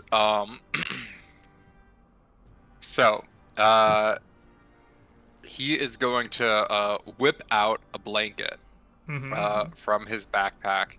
He's going to fly up there, close the cage door, and while holding the cage door shut, like, throw the blanket on top. Just try to contain this creature. Oh, turn to the lights and out! he's, like, clinging Oh! to this cage. Oh, it's terrifying! Oh! I would like for you, I'm gonna let you just do this, but I want a grapple check to see if you can maintain it, or if it's just going to be very humorous for a little bit. Okay. So you oppose strength athletics, for the initiator versus whatever I choose to defend with, strength athletics or acrobatics dexterity, I believe is how that goes. Alright. I don't think I have any bonuses here. You're so- gonna need to beat a 15. Ooh. Oh boy, okay. Oh, Yeah, there we go. You grab your blanket, you close the door, you feel this thing bashing about in its silver cage, screeching, "Turn the lights out, oh god!" Mr. Goobler, it comes to you. What do you do? Okay. So there are like various chains nearby him that he uses to get around. Long silver chain up to the sky. Yeah, probably like, what it is there's like two of them, almost like a pulley, as if it could like go up and down on either side. Does that make sense? Oh, but the bottom is not like near to where he is though. The chains hold this like cage that he was resting in. The bottom of the cage would have been him. You couldn't and like they tie go up the into cage ceiling. easily with the chains, is what I'm saying, I guess. Could you tie the cage? If you could find a way to like roll the cage up on its side and the chains, maybe, yeah. Or like if you could like cut the chains, have it fall, then use the like cut off chain part, yeah. That's a bit much for one turn, so Just do what you can. I'm holding it. oh man. Do we just want to leave now? Yeah, that's not a bad idea actually. You're really fast, right? We could just skedaddle. I mean, sure, that is one option, I suppose. I feel like we won't get the XP for that, but Alright. Fine. You think I'm the XP? I am the grand curator of all knowledge. I will have your mind sucked so through a straw for that. This is the library. Shh. Oh, Tell you I'm so what, sorry, Janine. I will make an unseen servant that will help try to tie him up and hold down the sheet. Okay, absolutely. you create an invisible force that you order to tie down this blanket over this cage. Absolutely. I suppose with that, chill guy, the scene unfolds in front of you. This newly silenced creature is being restrained as it bounces about in its metal cage. What do you do? I'm chill guy's confused. Are we killing this guy? Why are we killing I don't this know guy? what we're doing. There's this wonderful thing called XP. You can't kill but me. like chill guy isn't out here to murder everything in the midst, you know? That's not his job. Yeah, he's You know? his job. Maybe you can convince it to calm down. I don't know. Do I have any spells like that? Let me check my spell list. I have no, I don't have any good vibe spells. No. I knew you were bad vibes. I could smell it on you. Children and their weird, stanky weed. Stinky. I like the good kush I had back in my day. Oh no, I had the best. Oh, me and Janine, we would sit under the stars and read. Me and Janine. I am going to, because I don't want us to die due to race spells. I know he can't see anybody right now, but it could still be Oh, due to problematic. ray spells. Okay. Yeah. So I guess I will use a second level spell slot to bless everybody. Oh. Nice. So you will have a D4 to, I believe it's attack rolls and saving throws. Let me double check. To attack roll saving throws, yes. So make it count. I smell those vibrations. They are unacceptable. And then Chill Guy's gonna start leaving. He just starts Leaving? Wow. Yeah. Thief! Shogai, do you wish to Alright. leave the battle? You could, like, step out of this room. I'm gonna stand at the door and Okay. see if everybody else is gonna leave. Okay. Too. Sounds good. Bad joke. You're seeing this all unfold. As it comes to you, a crumbled book in your hand. What do you do? You seem to be recanting about all these past stories. Why don't you settle down and reminisce? I will cutting unsettling words. The spectator, Mm-hmm. and I will cast command on it. Command reminisce. Verbally reminisce the good times. Oh dear, I love the good times. Oh, there was this one time where me and the missus, we were frolicking through the Underdark, and we ate 7,000 kobolds. Oh, they tasted of smoked sausages. Oh, and then there was this one time in band camp. Oh, my goodness, I would get demonetized if I gave you the details, but me and the missus, oh, we were animals.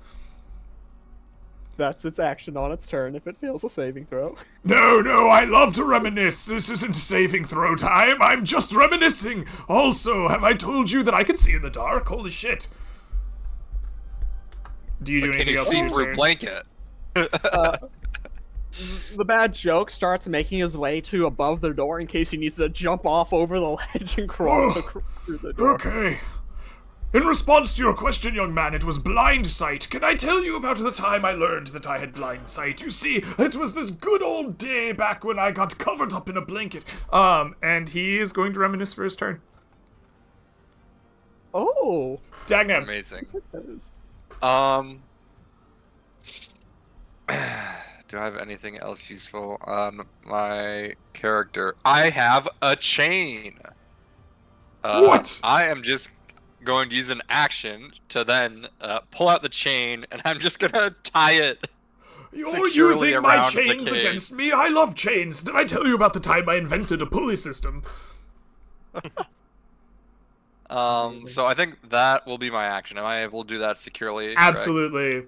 You wrap a chain around this. A weird invisible servant you can't see, like, helps you, and it, like, holy shit, it's locking itself. What's going on? But yeah, you tie him up. Amazing. So having done that, I will drop down and dash as far as I can over here. And let's get out of here, guys. Come on. And then did I tell you about the time I tasted this magical treat called ice cream? It came from space. Chucky Goobler, as this thing reminisces, what do you do? Well, if everyone else is out, let's get out. All right. Party. You leave the Grand Library. Not yet. Not It's yet? my turn next. Okay, Chill Guy, what do you do then? Chill Guy came here to get a book. He needs to find out about this crazy witch and how to put her soul to rest. So he's gonna take the risk. He has to. He has to find this book. Right. Okay. If that's true, can I amend my turn? Sure. Chill Guys, alright, we'll stay in combat order then. If you're gonna look for a book. You only have 6 seconds for your turn. How do you find the book? I don't think I'm gonna be able to with that in mind. Dewey Decimal System. Oh man, yeah, I don't know if I'm gonna be able to find it in 6 seconds. Well, you might get man. 6 seconds in like another minute if you wanted. Yeah. Oh man, In 3 minutes, you could have 18 seconds. this is Dragsville. I think I just have to hope I can make my way back here. Maybe in a bit, maybe he'd be calmed down. So I think Chill Guy goes to start, and then he sees this thing wiggling in the cage, getting ready to start letting off like a light show, like it's EDM or some shit. He sighs and just leaves the room. All right, you leave. Bad Joke, are you leaving? Or no, hold Climb on. overhead. Chucky Goobler, are you leaving? You were first.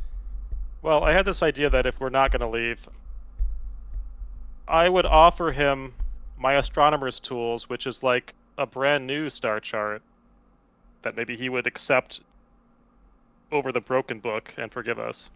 So I'll offer that to librarian. Oh, you're going to offer me new knowledge for knowledge you stole and broke and lost forever, you cretin! Oh, God, I should give you such a tongue lashing, like I did that ice cream. Go ahead and give me a persuasion check, at disadvantage, since you tied him up in a blanket. Fair point. There. Yeah, don't forget your D4. Okay, so -1 for exhaustion, Okay, that's a 7. +1 d4. That 10. is a 10. Good for you. He's insane. And his ability to understand what's going on is very low. So you have a chance. You have a chance. Oh, why did that not roll? Roll for me, baby. Come on, roll 20. No, you don't have a chance. He sees through your attempts. You're just gonna steal more knowledge from me. Take it all away. Hoard it for yourselves. Away from me. Away from my library. Never. I'm going to lick you up. I'm You're really lost. remembering ice cream right now. We'll let you chill out in there, and maybe come back later if you calm down. Be a good boy. Alright, so Chill Guy, you're thinking of leaving. Bad Joke, you're thinking of leaving. Climbs over, drops down, uses rest of movement to get out of the room because his entire party wants to leave. Alright, party. You leave behind the library. You can't help but to think there might have been more in there. But alas, you leave Walter to his devices. Well, Dagnap got what he was coming for, so. And you find yourselves once more in this strange and twisting library, or not library, conservatory. The halls, the spaces around you, filled with an unknowable magic to lead you astray. Party. What do you do? Well, the librarian mentioned something about laboratories. Do you think maybe there's a chance that we could find a better version of these wings or something? Or maybe like some tools that would help improve them somewhere in here? We can certainly try. And I can certainly try to operate again. Can't wait. All right. Dagnad, how do you find the laboratory?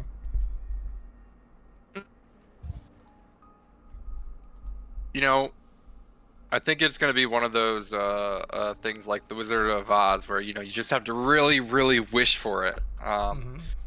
There's no place like the operating room. There's no place like the operating room. Okay. Word never spoken before until now. He wishes for anesthetic so bad. Oh. All right, you click your heels together, and you wander your way forward through twisting halls with a dumb-ass luck. I'm gonna need a d20 from you. No modifier. We're just clicking heels and praying. That is a 3. You are unlucky. You do not arrive at the laboratory. Instead, where do you arrive? Please roll me a d1, 2, 3, 4, 5, 6. 5. A 5. Instead, you will go to 1, 2, 3, 4, 5. Okay. You wander your way deeper and deeper within the twisting halls of the conservatory. Somehow, some way, your bad or good luck doesn't seem to run into dead ends until eventually you come across a large set of stone double doors. This one with the visage of a saint-like humanoid in priestly garb, an astrolabe in hand carved upon it. As soon What is an as astrolabe? an astrolabe? Yeah. It is a device that is used for star charts. Let me see if I can. Oh, it's like a weird looking compass. Yeah. It's it was used by sailors, I believe, but it is used for astrological calculations, I think, and measure the sun and the moon's orbits. Oh, okay. Sorry, continue. Yeah, it does. It looks a little like a compass. I was gonna try to find an image of it for you, but you were quicker than me. Yeah, so astrolabe in hand. Upon arriving at the door, though, the party feels the intensity of the magic of the conservatory increase, and to a man, each of you, a feeling of creeping and cold dread seeps to your bones, emanating from the doorway. Do you enter? Astrolabe. I like astrolabes. We love Another astrolabes weird here. freak inside, though. Guaranteed. Yeah, okay. I mean, that's fine. He was fine. Well, I'm all out of blankets, so we'll have to fight. Fair enough. Could use my blanket this time. Oh, thank God. Also, is my serpent still there? Just hanging out? Probably true. It hasn't been an hour yet, right? That's how long that lasts. I guess so, yeah. Let 60 me minutes. go double check that. Duration 1 hour. Yeah, your servant would still be around. It has not been an hour of wandering through hallways. Well, that's his job, I guess. Okay. Well, what do you think? Let's open it. Well, yeah. What else are we here for? Well, we were here to get some knowledge from the library, but we're fucked on that now. Well, we could go back if there's time. He's not that scary, I feel. Unless he has, death eye stalks. Walter is terrifying. What do you mean? He followed us! I have telepathy through the entirety of this place. We'll put on a disguise and go back. Wait. All right, so are tell you- us what's past the store then, Walter. Oh, what did you want to know? You thieves! How dare you? That's a point. I do Alright, have a open the point. door. I am the Grand Curator of Knowledge. I have many points, like my teeth. You should come meet them. I just start thinking about really annoying like cartoon theme songs, just like really intensely. Oh, joke's on you! I love Hoyo. Making some illusory Of ice cream. course he would. Ooh, ice cream. All right, let's open this damn door. We push it as a team. You Ready? push open this door, cold, sinking dread in the pit of your stomach. As it swings open and you enter, the party sees a large speaking room with a sprawling central floor for the speakers. A great rune that you instantly understand to be meaning enlightenment, painted gold upon otherwise pristine marble. The gallery is built on either side of the speaking floor, a railing separating the rotting wooden bleachers and marble floor. At the far end of the speaking room, in a chair of judgment, not dissimilar from a throne, sits a humanoid with vaguely elven features. They are dressed in clerical finery, decorated with falling stars. They stand upon the party's entrance, looking down this long hall to you, and in a crazed voice, echoing through your minds, obliterating Walter's presence there. Heretics come to spoil the minds of my flock. You face the wrath of the stars themselves. And we will roll initiative on the other side of a small break here, as we've been playing for close to a couple hours. See you very soon. Ooh. Oh boy.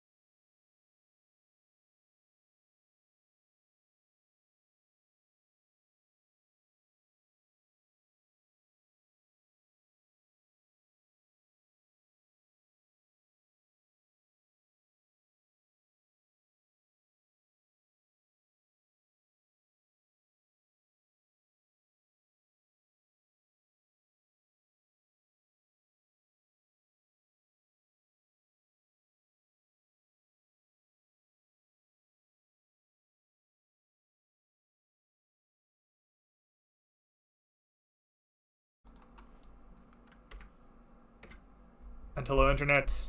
Welcome back to Land Beyond the Mist. Party! You have stumbled into this great hall. A speaker, crazed, wiping out Walter's mental connection to you, replaces it with his own. Heretics come to spoil the minds of my flock. You face the wrath of the stars themselves. And I want you all to roll initiative. Initiative time. Initiative time. This is a good roll.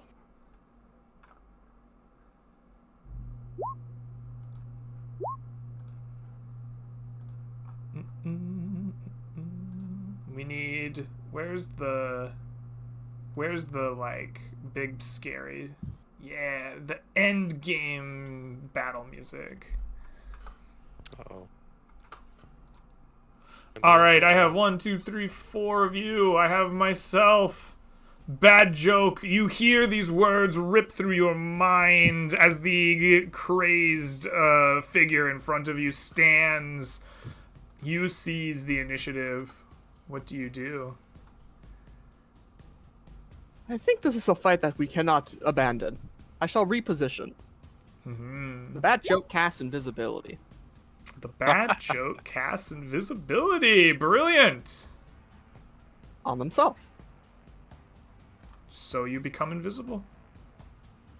I'm gonna give you this And? ninja mask because that seems invisible to me. Heck yeah. Hell yeah. With a bit of heck. And bad joke will go all the way over here and whoop, All hide right. behind this pillar. You leap over the railing that is rotting and crumbling, and you get into the like spectator side of the speaking ground. At the end of your turn, this creature will take a legendary action. This creature is going to Starlight Step as it walks forward from the throne. It will teleport as if through the light of the stars to a space unoccupied that it can see within 50 feet of itself, which is going to be this one right here. 50 feet. Boom. Dagnab, you see this creature like lush forward as if the light itself were its steps. As your friend turns invisible and it approaches, what do you do? Well, you know what? I am quick too. Maybe not as quick as Starlight, but you know. Let's see here. So my movement speed is, well, only 40. So if I go, I can get up to here. I think I do want to strike quick. So I key point to get a step of the wind to get right up in his face. All right, so you do.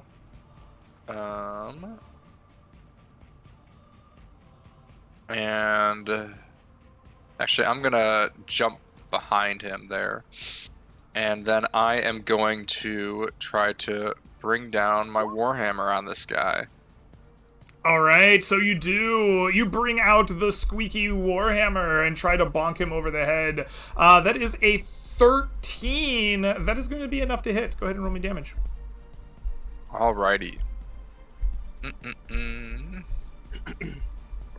Sorry. There we go. So that will be 12 bludgeoning damage. Excellent. Your squeaky hammer comes down, striking true for 12 points of bludgeoning damage. Excellent. And that is all I can do. He is going to take this much damage. Boink. Okay. All right. As your turn ends, he will take another legendary action. This time he's going to choose Grasp of the Void, which is not rolling for some reason. Okay, I will describe it instead. The Astronomer Saint chooses a humanoid it can see. The target must succeed on a DC 16 Wisdom saving throw or be paralyzed for 1 minute as their mind is assaulted by knowledge of what lies between the stars. And he's going to choose this willing spirit who has walked right up next to him. Please make me a DC 16 Wisdom saving throw, Mr. Dagnab. Alrighty. Let's see how I do here. Oh, not well. All right. You are paralyzed. This seems like a cool paralyzed thing. You are paralyzed for 1 minute, or at the end of your turn, you may make another wisdom saving throw to end the effect. Which will bring us to the astronomer's turn. He pulls from his robes a great morning star, which he will bring down upon our paralyzed friend with advantage. That is a critical hit. Mr. Dagnab, please take for me 5 points of piercing damage and 44 radiant damage. How much total is that? 44 and 5 is 49. Alright, I am not instantly dead, but I am down. Whoa, okay. You are no longer paralyzed, but you are down. It's a big crit. And with that, he was going to step forward 1, 2, 3, 4, 5 squares. And with his second attack, he will cause Rain of Radiance. He must choose a creature he can see. He is going to choose not the invisible creature behind the pillar, but instead he is going to choose Chooky Goobler. Chooky Goobler, you see magical flame-like radiance, which is not rolling for whatever reason. Oh, there we go. Okay, it just took a minute. The first one is lower. We'll go with that. Magical flame-like radiance rains down on a creature that you can see, which is you. Please make me a DC 16 dexterity saving throw or take 27 radiant damage, half as much on a success. Oh, that is a success. Please take for me 13 points of radiant damage. A star-like flame whips about you. Chilgaius, you see this happening. Your bunny rabbit friend down in a single blow of starlight. What do you do? Oh boy.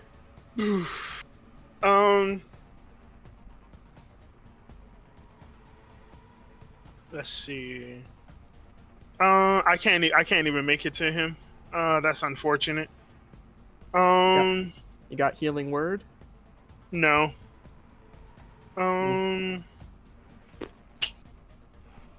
got a healing potion, but I can't make it to him. I got 30 feet of movement. I think he's over 60 away. Well, I could do that, I guess. I don't know if it'd be worth it.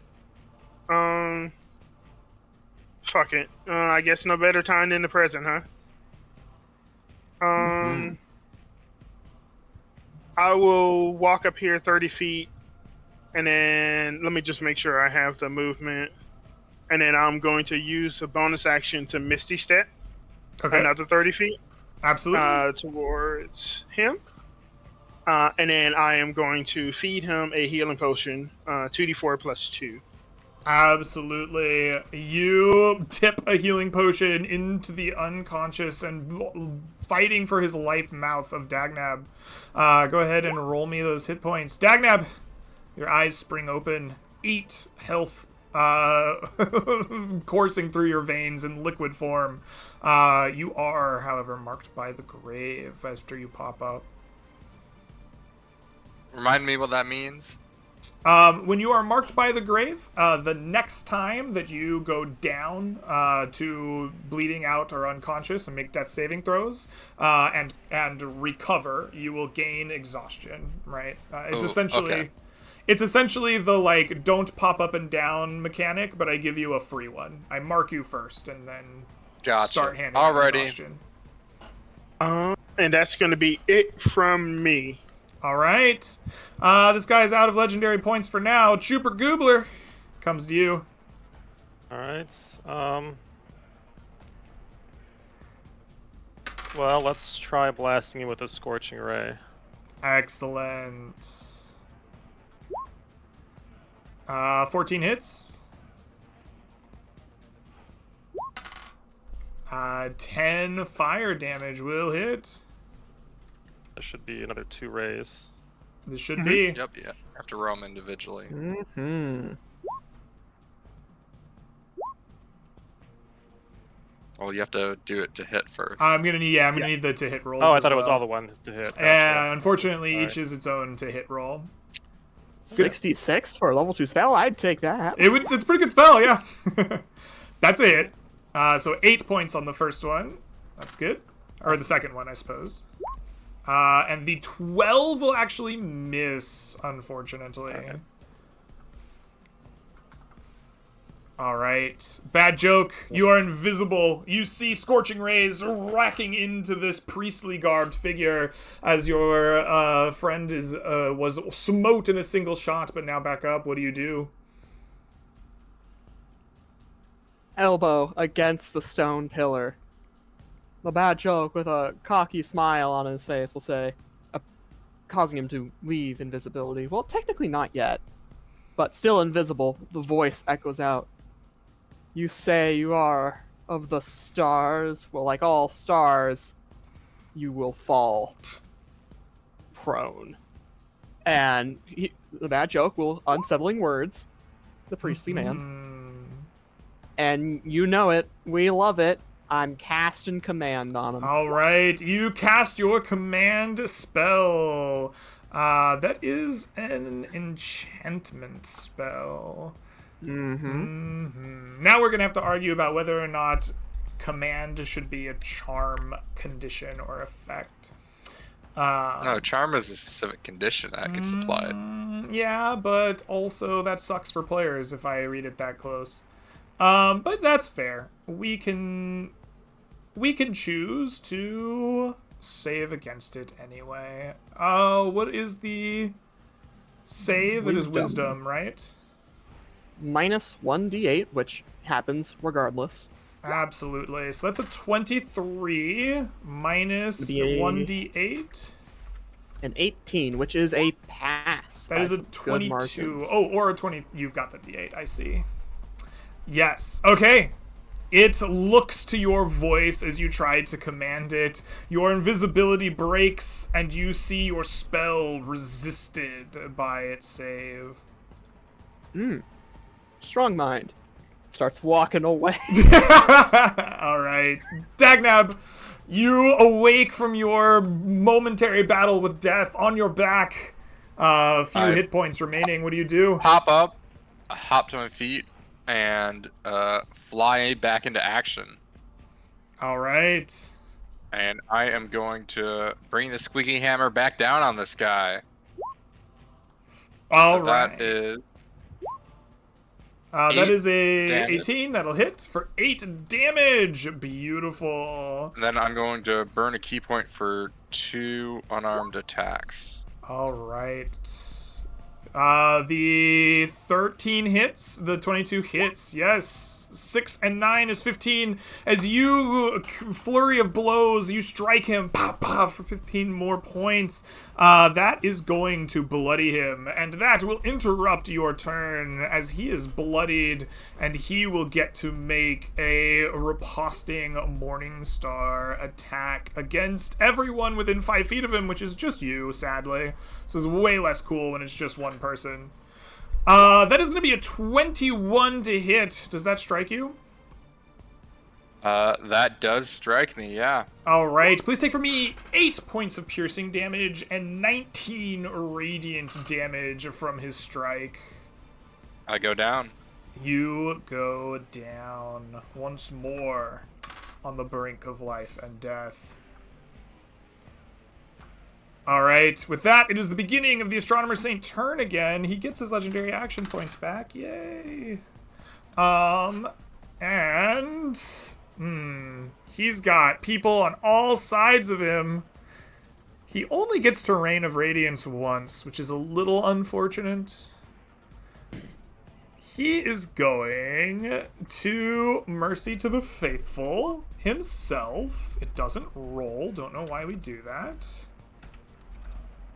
He's going to heal himself 8 hit points as you see him burn with the radiant fire, his own hit points recovering. And then he is going to... I guess he only gets 1 Rain of Radiance here. He's gonna step towards the center of this little symbol so that he is at the center of enlightenment to make his choice on who gets the fires. And his choice says...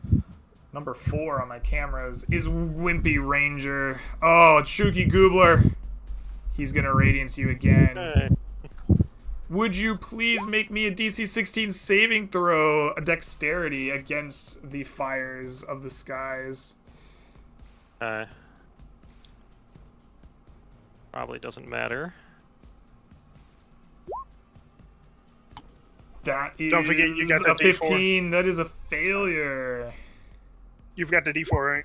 Oh, you do have the V4. That is 17. That's a success. Please take 10 points of radiant damage then. Well, I'm down either way, so Ooh, oh. Mm. You fall to the brink of life and death, struggling to recover. Chilgaius, it comes to you. You see this saint take down 2 of your friends in but a moment. What do you do? I don't have anything I can do, really. Nothing. I'm just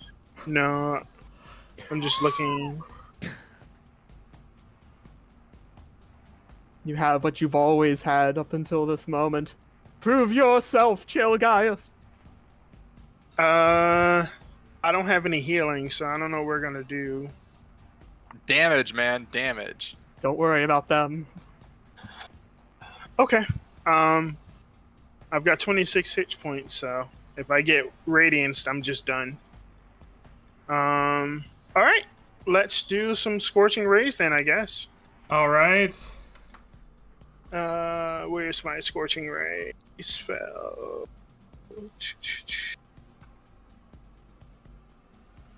First one, that's going to be 18. 18 hits. Oh, I have the vibe sash, but I guess I didn't need to use it for that one. I'll use it for this next one just to make sure it hits. So that's going to be 17. That hits. Plus... Oh, sorry. Slash or D. You got to hit AC 13, like on the nose. Okay. And that last one's gonna add that D4 to it, so that'd be Perfect. a 16. That'll hit. They all hit. So that'd be 2d6 3 times, 10, 4, and 4, so 18 total. 18 total. Your scorching rays strike him true, battering the creature. He doesn't get to be bloodied twice, unfortunately. But he smolders and still stands. I wish I had more healing. This is so bad. Nothing else I can do. I guess I will. I don't know. Stay where I am in my turn. All right, Mr. Goobler, please roll me a death saving throw. alrighty.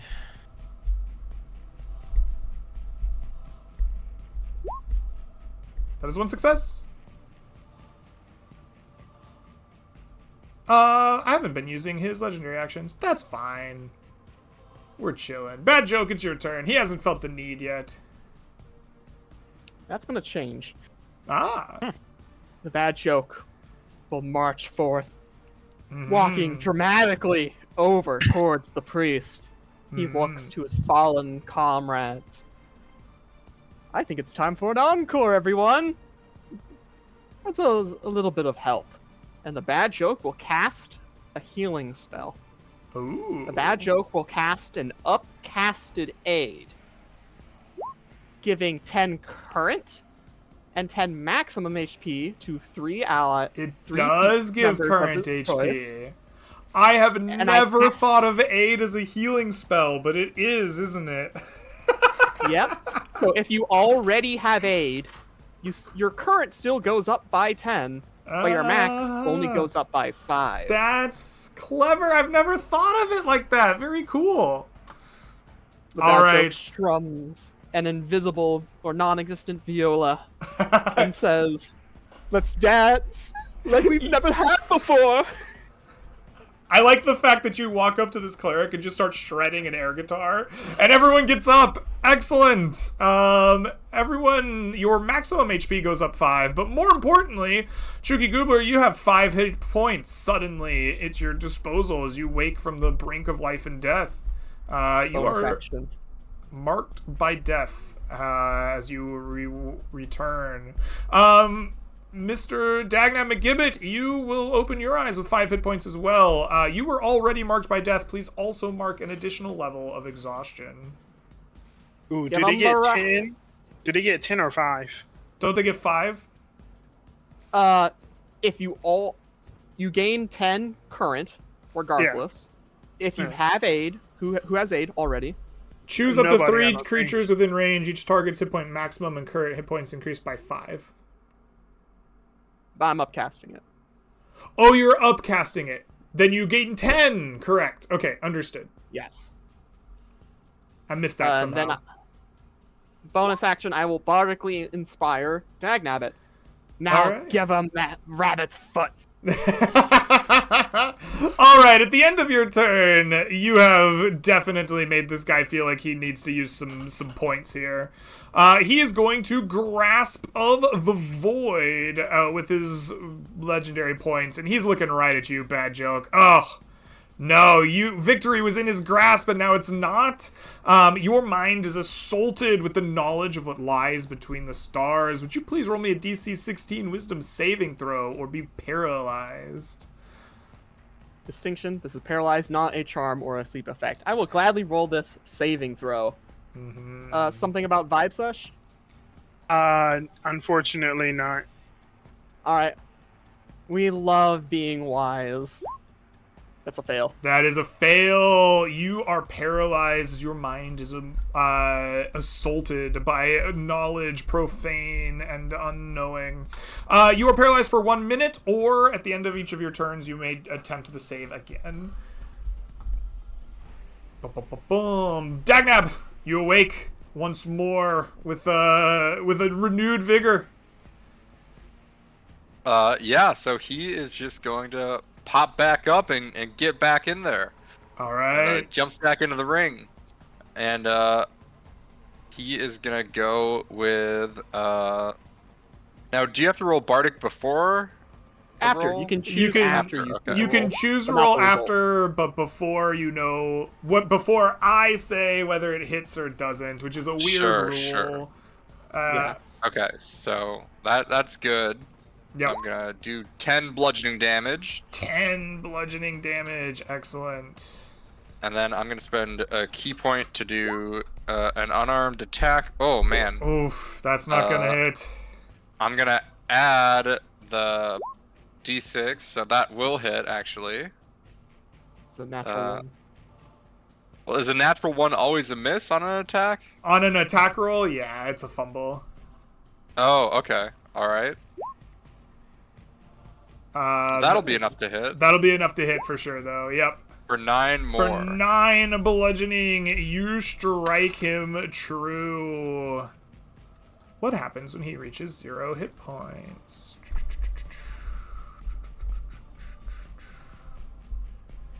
I did my part. All right, you deal 80 points of damage. When that happens, you see all 4 of you, the Astronomer Saint, grab its head and begin to shriek and babble in a crazed way. A horrible and grotesque transformation occurs before the party's eyes as the last astronomer falls to the curse of the lands. The last living member of the Mists has died. All party members, please make me a DC 16 Wisdom saving throw against fear as his body changes and mutates in a horrible and disgusting way. Too much for most minds to endure. I'm paralyzed. Shit's crack, yo. Is this a magical effect?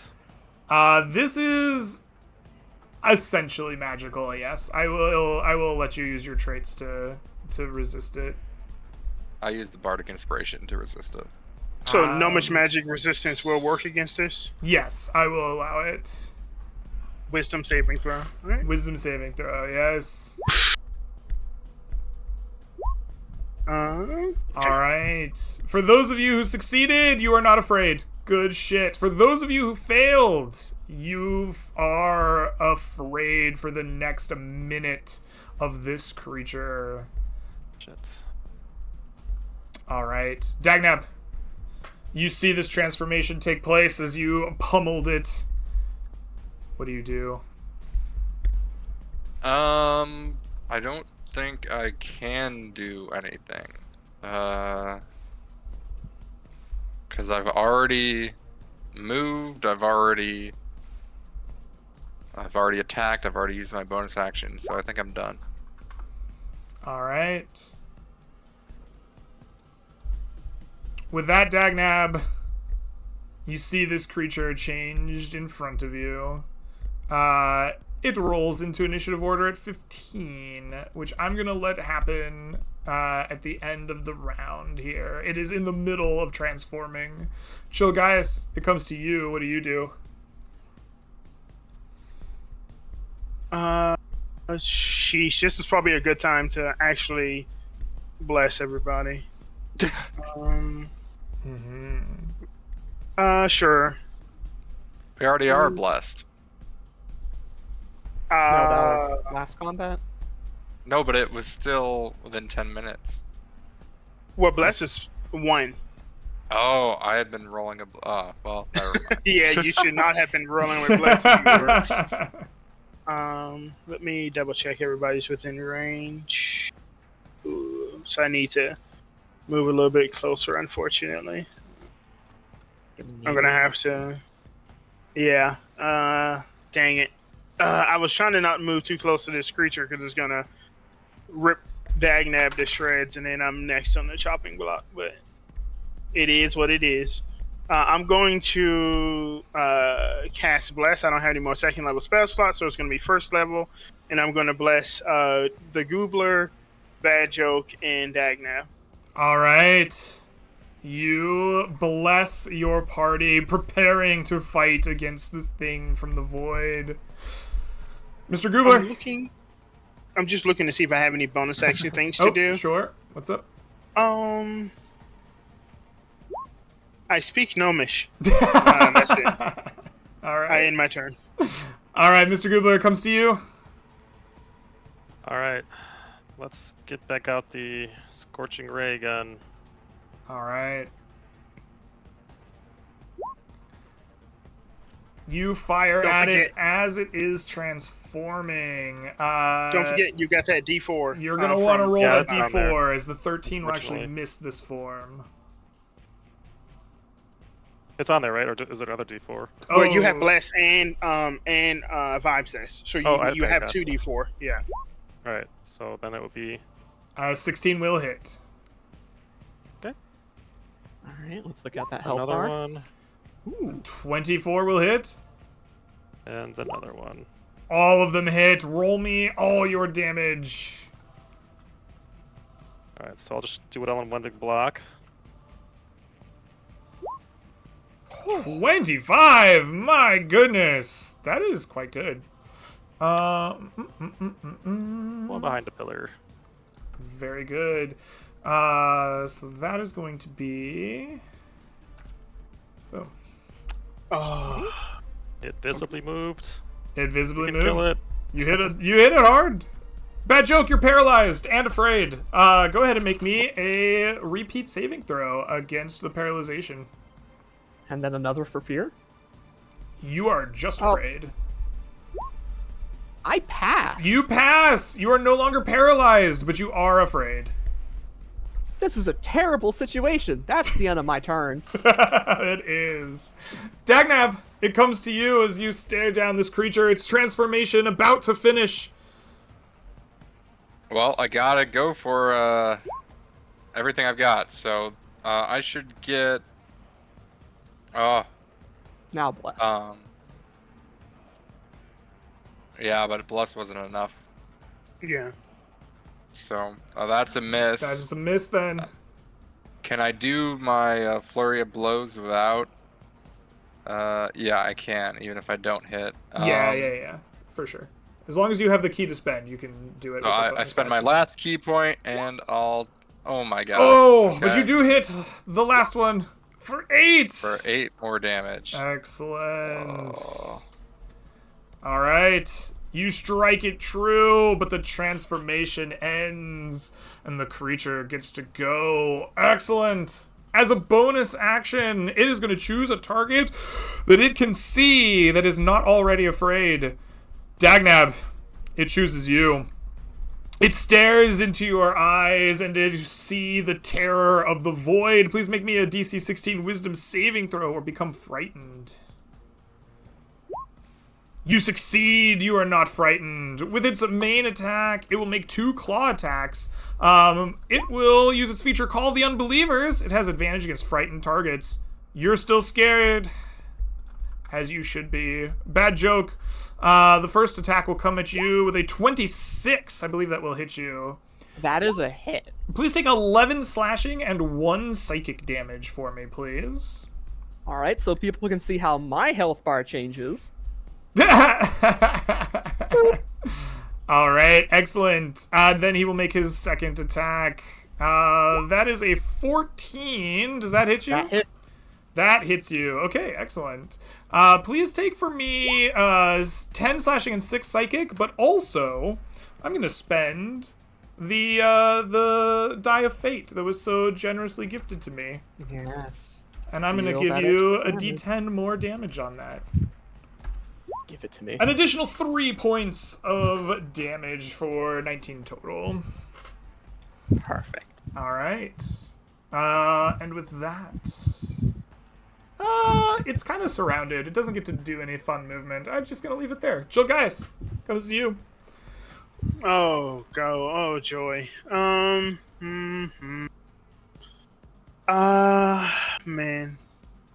This is horrible. Dude, just throw everything you got. This is horrible. Thank goodness. I'm magic missile it. All right, please do. Let's go.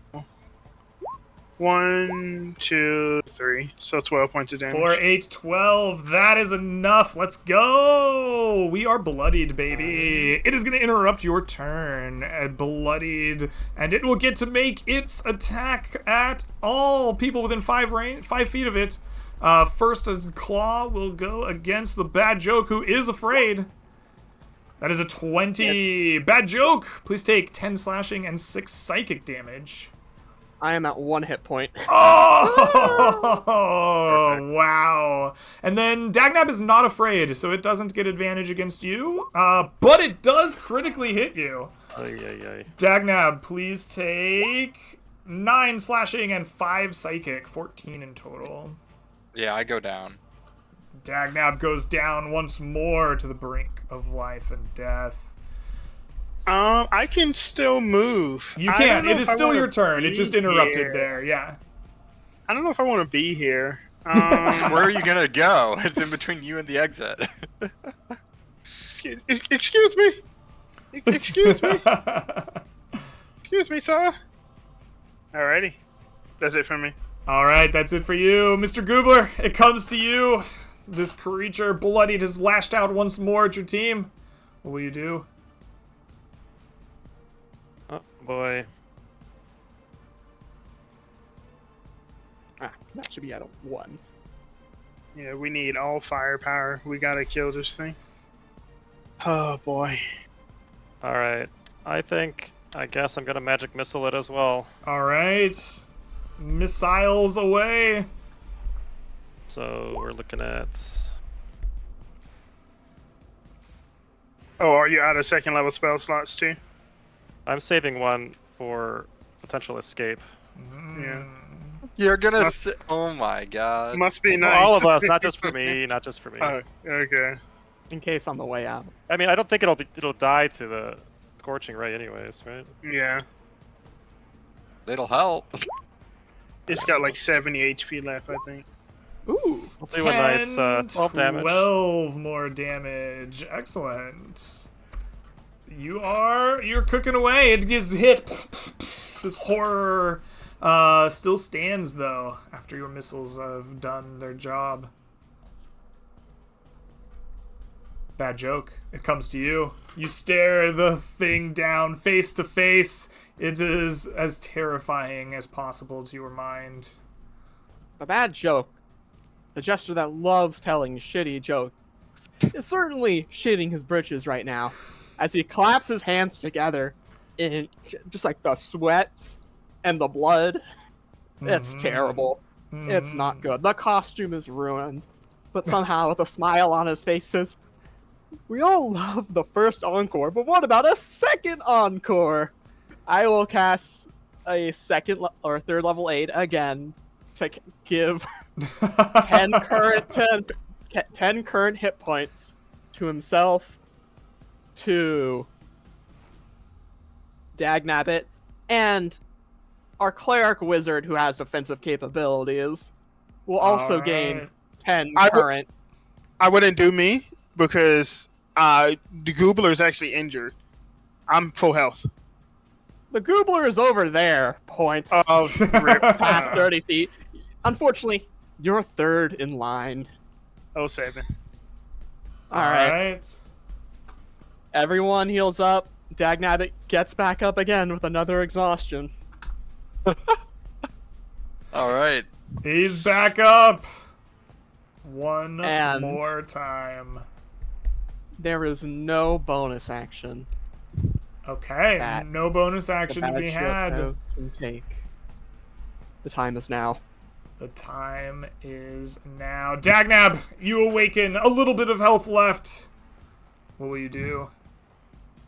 I do the one thing I'm good at, hitting things. Hitting things. All right, let's do this here. That okay, hits. there we go. I am going to smash my Warhammer for max damage, so that will be a total of 15 damage. All right. You wind up the hammer in your hand, as much force as you can, the blow enough to shatter your weapon in place for 15 damage, which does not quite kill it, but it leaves it on its last legs. And I'm gonna go and The not 13 quite. unfortunately does not hit. Your unarmed attack falls short, and the creature will go. It is going to choose somebody that it can see within range. Does it like Dagnab, or does it like this chill guy better? You know, it tried to fear Dagnab a couple of times. He didn't do it. Instead, he's going to look to Chilgaius. Chilgaius, its bonus action is the Terror of the Void. Please make a Wisdom saving throw DC 16 against fear, or become frightened as its eyes gaze into yours. Similar to before, Gnomish magic resistance will count for this. Against fear? Yeah, Okay, yes. it's and just to be crystal clear, it says you have advantage on intelligence, wisdom, and charisma saving throws against spells. So that's the main question here. Would this be a spell? Spells and spell-like effects. Sure, this is a spell-like effect. Yeah, I'm chill with it. Yeah. So that's 19 before I roll anything. All right, you're chilling. That is a success. You are not afraid. So instead, he turns to the only afraid man there is to bring his claws down upon the bad joke. With a 14, does that hit you? Hits. Yes! Please take 12 slashing and 5 psychic damage. The bad joke falls. Yes. Then he turns and steps between Chilgai and the guy and Dagnab, and he will turn his attacks to Dagnab, who's not afraid, sadly. With an 18, does it strike you? no. Oh, unfortunate. Chilgai comes to you. What will you do? Second verse same as the first. I pull up my side piece and I go, sayonara. 3 points, 4 points, 5 points. That is 12 in total. Dagnab, not Dagnab. Chilgai. describe to me how your side piece defeats the fallen saint. It's really gangster. I shoot him in the knee, and his knee gets blown, and he goes, "Oh God!" And I pistol whip him, and he looks up, and I say, "Vaya con Dios," and shoot him in the forehead. Oh, vaya con Dios. And he goes down. He falls, a melting blob of flesh. You see tiny hands reach out and tear the bit of dying flesh bit by bit by bit away, disappearing into some void between stars and space itself until the creature is no more. But our battle isn't over yet. Your action is spent, the creature is dead, but one of you's fate is uncertain. Mr. Goobler, you survey the battlefield, you see the bad joke dying, bleeding out. What will you do? I can rush up there and pour a healing potion into his mouth. That you can do. Lift his head up and say, "Stay with us." All right. With that, you tilt his head back and pour a healing potion into his mouth. Go ahead and roll 2d4 plus 2. Yes, that's right, isn't it? I don't know. Go ahead and roll the hit points associated with the healing potion. I believe it's 2d4 plus 2. I had a moment of self-doubt there. These 7 hit points will be enough to bring the bad joke back from the brink of death. Bad joke, you are marked by death if you weren't already. Party. You stand victorious. The battle over. The fallen saint defeated. Here in the hall, you will find that this gallery is full of all kinds of stuff. You're able to explore the speaking room, and you can find the following. A small gift box is seated behind him in an almost like sacrificial way, with offerings of assorted valuables, lapels and pins and things like you saw before, but also more clearly, obviously, jewelry or precious metals and stones, gifts to whatever was once here in the conservatory. These are worth 150 gold. Plus, I would like each of you to roll me 1d50. Ooh, this is a rare roll. 36. Excellent. Can we add our D8 or D10? Ooh! You may absolutely add your d10. Yeah. Oh, great. Please break it above 50. I would be amazed if Greg had something above a Oh 50. my god, lame. All right. You will come across a mace.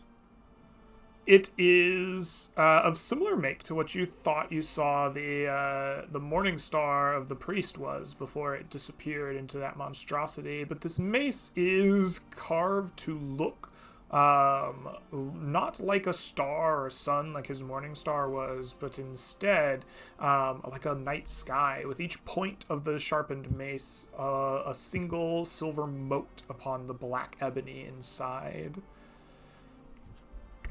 Let me mark that down. You will find a set on a 50, yes, on a set of robes. These are beautiful raiment nestled in an alcove here as if saved for an important day. They are like not the stars and celestial motif that we've seen before, but instead adorned with open, staring eyes that look out upon whatever the wearer is facing. On a 1, you will find a wand. A simple wand mixed in with the accoutrement here. It might have not captured your gaze at first. Perhaps you find it on second glance or with magic assisted.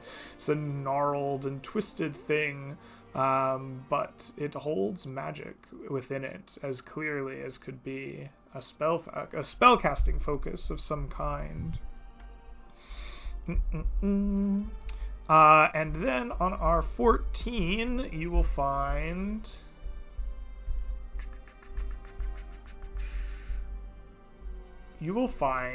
a strange cap.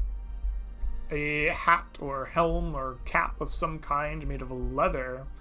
And upon it is, much like the robe, a large eyeball, as if gazing straight to the sky.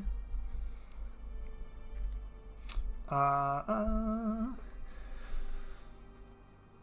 that is everybody's roll, which means that we go to the last thing in the room. There is a can of... not a can, it's not like an oil that you would get at a mechanics, but perhaps like a small like holy vessel of some kind, a canopy or something that holds within it oil of pure starlight. It looks almost like liquid mercury to your eyes, but it shines bright as soon as it is given the chance to do so.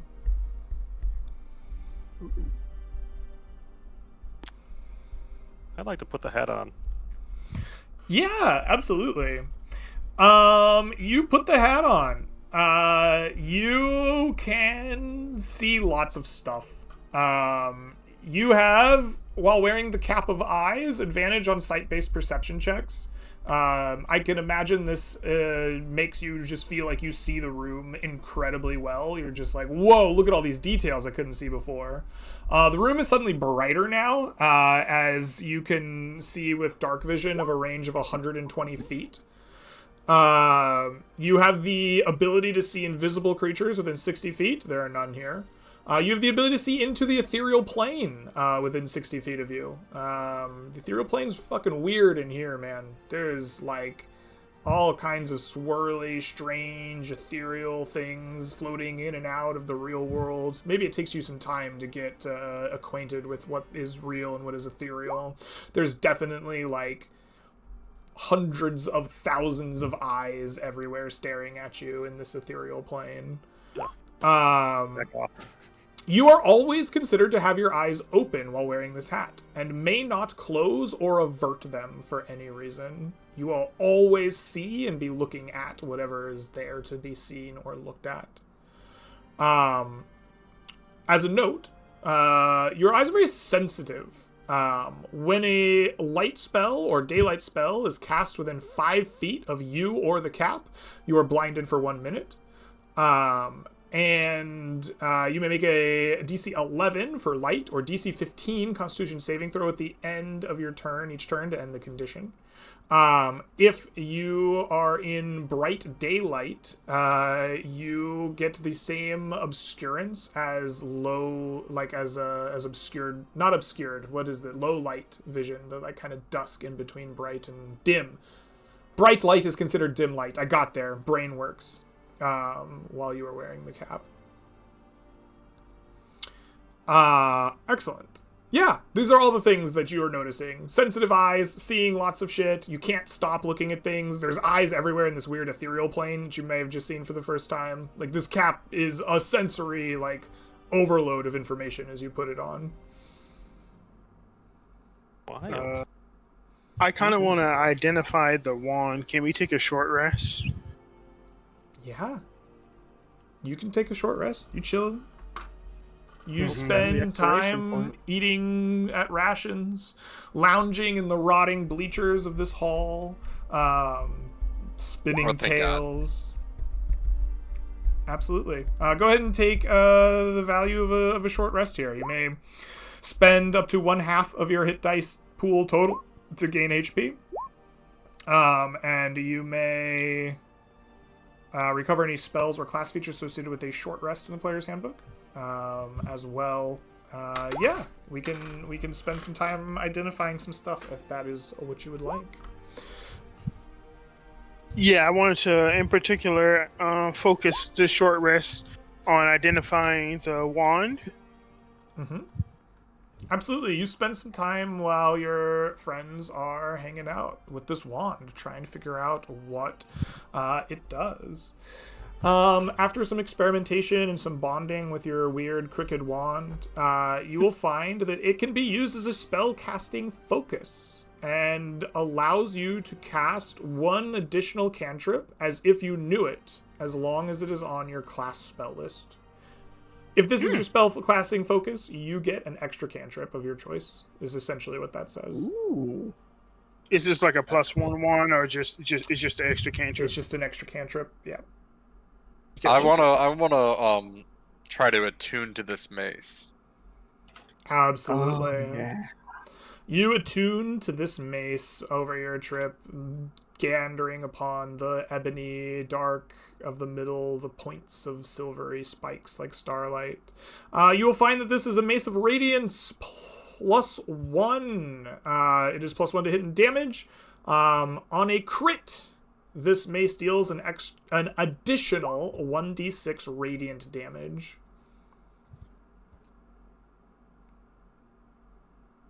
Nice. An extra 1d6, you said? Yes. When you crit with the Alright. weapon, you deal double dice damage and then an additional 1d6 radiant. We know what that means. The last item left. The bad joke is going to put on these nice robes. Okay, these are the Saints' robes. They grant you AC 8 plus Wisdom plus Int while you wear them. They cannot be worn with armor or a shield. So that is cool, I think. Also, once per day, you may cast Augury without using spell slots. They cast Augury without spell slots. The bad joke takes off his armor. He puts on the robes. I feel somehow even more vulnerable than I ever have before. I don't think I'm supposed to wear this. My AC is now 8. You have 0 wisdom and intelligence modifiers. That's funny. Oh wait, wisdom. Nah, my wisdom is garbage now. Your intelligence. No. 18. Are you wearing armor? Yeah, that's probably good for Goobler. Yeah, I definitely would wear that. That'd be pretty good. If There I you wear go. any clothes whatsoever, I immediately tank my armor class. Right. So Yeah, I I'm get wearing the Star Guardian's armor, and this gives me, I think it's like Dex 12 plus Intelligence, so it's better for me. Well, Do you want the cap, and I'll take the rope for now? I will take this nice cap, and as I will eventually blind myself with it. It's gonna be fun and hilarious. all right. Do we still want to try and see if there's a laboratory around? We don't have to necessarily engage if there are any enemies in there. Oh, guys, I totally forgot the most important thing in this room. I'm sorry. Yeah. Big pause on everything that you've done. These were the fun things, but players, behind the seat of judgment, where the last living creature in this land sat for untold millennia, you will find the anchor stone of these traveler's stones that you have seen before, and a great many cache of them.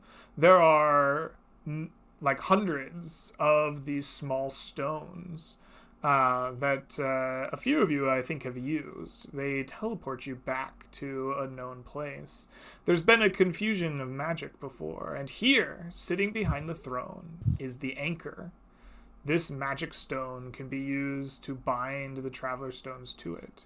And it is portable. You can pick it up and perhaps take it with you. Maybe back to a home base. That sounds like a good idea. Yes. I'll pick it up. All right. It is heavy-ish, right? It is about the size of a like table, right? Like you're carrying like a big ass fucking thing around, and it is made of magic and like attuned to all these weird stones. You can feel them resonate around you as you pick it up, almost as if they're trying to be pulled towards it. I'll grab a few of the weird stones too. Then. Mm-hmm. A few pulls out the sack. We're taking them all. All right. Oh my goodness, this will make travel within these lands much better. We can just leave it in an outpost in the middle of bumfuck nowhere, so people can decide if they want to explore, they can go to bumfuck nowhere. It's gonna Alrighty. stay at town. This is gonna let you okay. return to town at any time. Essentially, I'm going to give you one of these stones every time you leave with your rations, and Nice. when you end the session, you can use the stone to return to town. Alrighty. Oh, what's the name of the cap again? Cap of Eyes. Cap of Eyes. Thank you. What was the one for the robe? I'm sorry? What was the robe's name too? It is Sorry. the Saints' Robes. All right. Do we still have some time left before we should go? Do you guys want to see if we can find a laboratory? Do you want to get into another fight right now? Yeah, Well- a short rest at least. I mean, we could take a long rest if we wanted. No, I need to get back in there to find my book. Okay. Well, Let do the you want party- a long rest or no? I don't have a lot of spell slots. I So don't that trust sounds taking. like- I don't trust taking a long rest here, though. I mean, is anywhere a good place to take a long rest in the mists? In particular, this place with its confusing architecture could warp us overnight. As you can see, that priest, even though he looked fine, was not fine, and that could happen to us. We might become spawns of stars and playthings of things of the void. So I would recommend not sleeping here. If we want to do something, we should go do it, but I wouldn't recommend resting. All right. Well, I think you're making stuff up, so I'm fine with resting here. You don't have to if you want to go outside.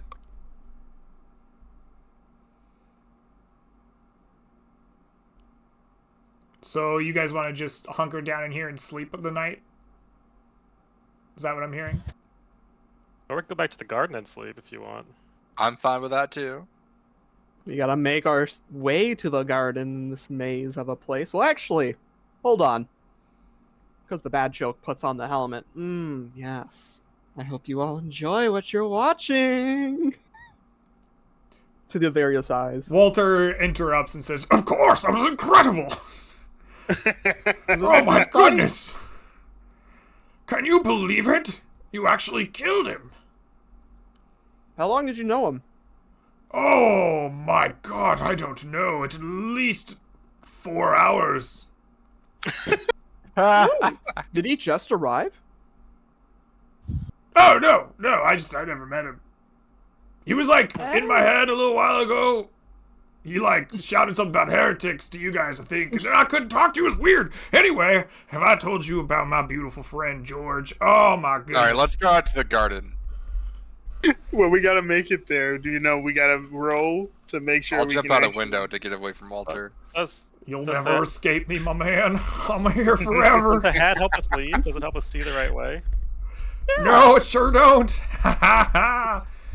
No. Shut up, the- Walter. The eyes can see into the ethereal plane, but it's not that there's illusions or something here. As you step out to investigate, what you It's find moving. is that the halls, the building itself, moves and changes and twists. Like there's something wrong, clearly, but it's not like leading you astray. You're going where it leads, just in a kind of strange way.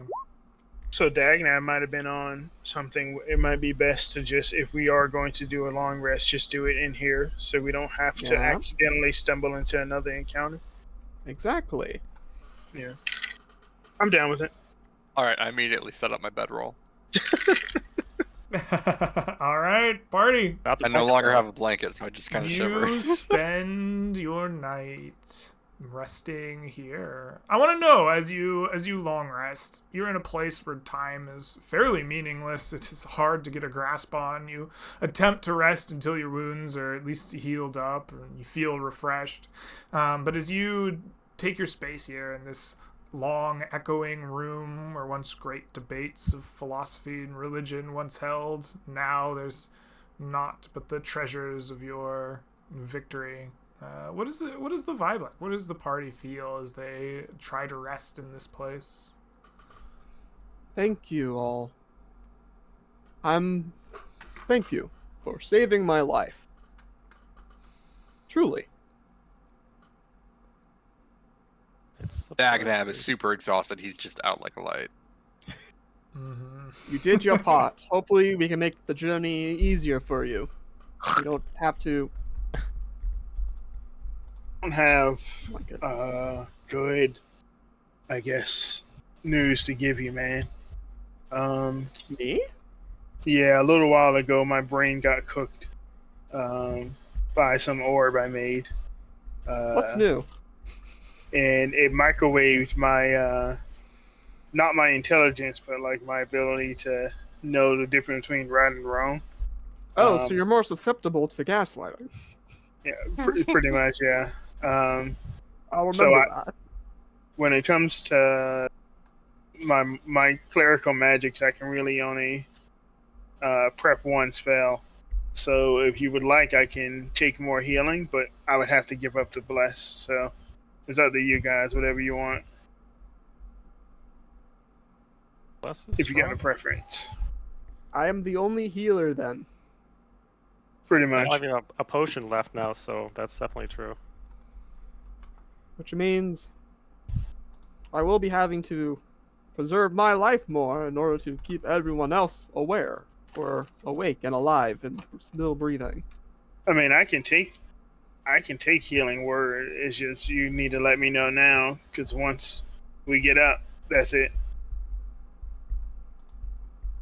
We need that bless. All right.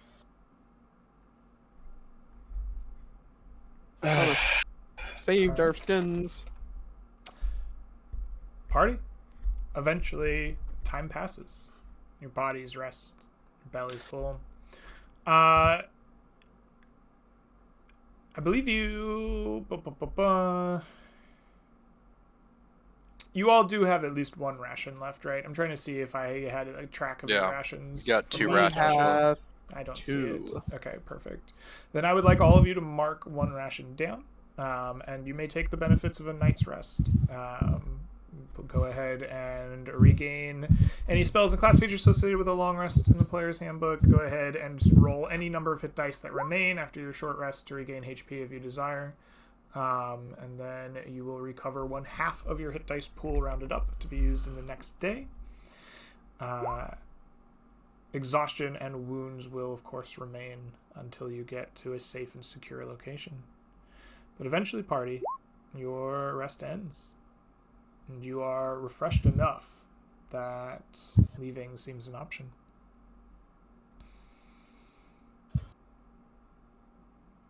All right. So one more room. Yeah, let's try it. Okay.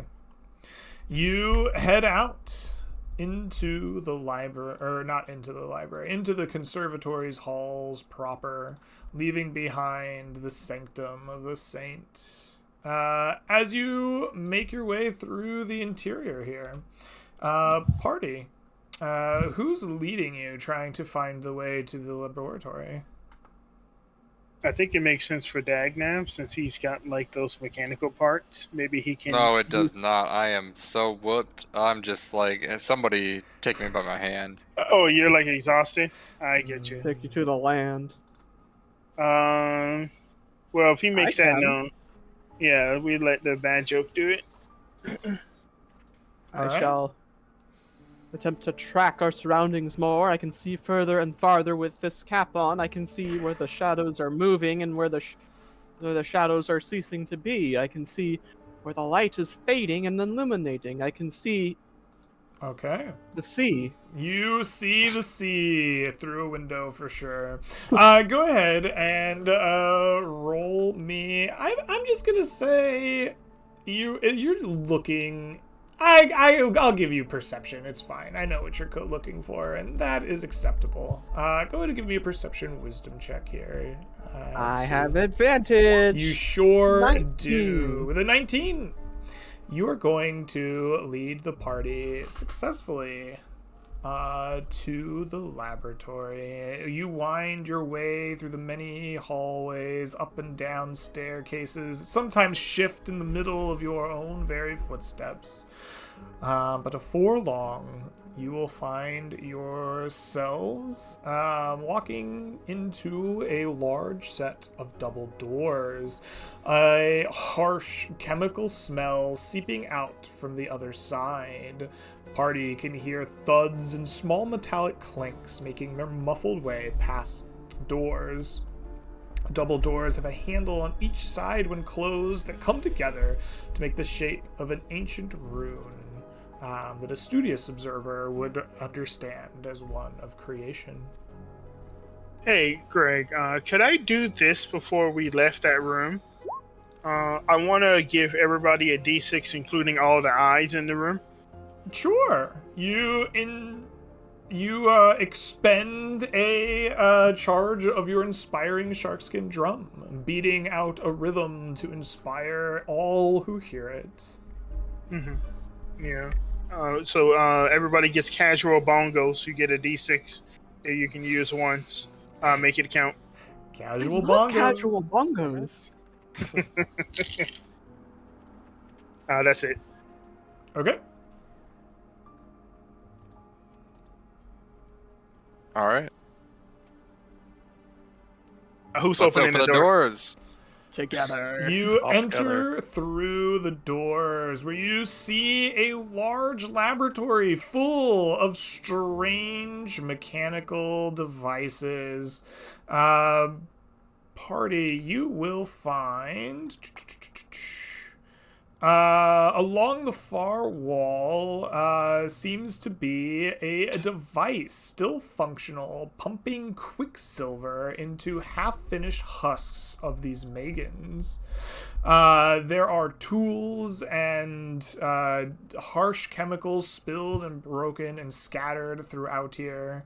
But as soon as you enter, you see these husk-like Megan creatures whir to life. As they look your way, they begin to attack. Party! I would love for you to roll me initiative against these creatures. Ooh, would they still attack? Even though we got the astronomers thingamajigger? They sure will. Oh god, they're killing their creators. Yeah. This is iRobot all over again. Some Where's good Will initiative rolls. Let me roll mine. Please, Will Smith, help us. He's too busy making music videos. Ah. He's making YouTube videos. No. All right. Party.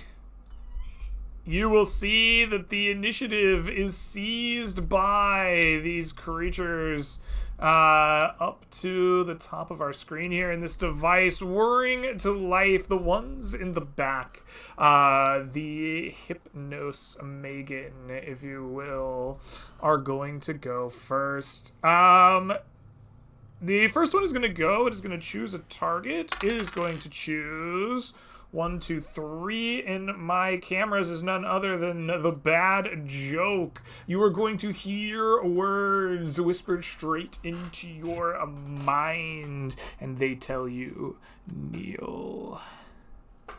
Please make me a DC 12 wisdom saving throw. We love rolling wisdom saves.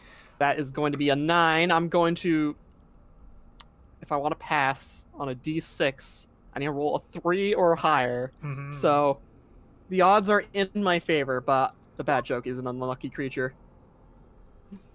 You fail. are indeed an unlucky creature. You are going to feel the suggestion roll through your mind. On your turn, you are magically inclined to kneel before Zod, or perhaps this Megan, whatever his name is. He will then move forward into the front of this here and check have the blessed. range on his ability to inflict damage. He's at 65. What is the range on the Starlit Lash? It is 60 feet. He can't do it to you. This is a bummer. And this one here is going to make the same move, but who's going to get the kneel? It can't be the bad joke. He's already done it. 2 on my camera order is none other than Dagnab. Would you please make me a DC 12 Wisdom saving throw? That is success. Despite your exhaustion, your mind stands firm. You do not feel the need to kneel. And with that, Mr. Goobler, you see them advance. You have heard or felt their commands to your team. What do you do? Okay.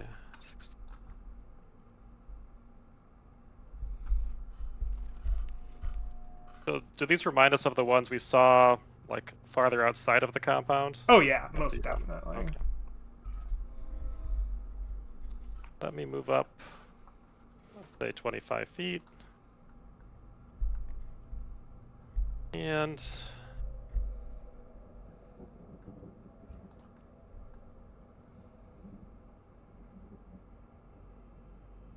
I think I'll throw down a web on the 2 there. Ooh, very nice. All right. He's gonna throw out his web spell.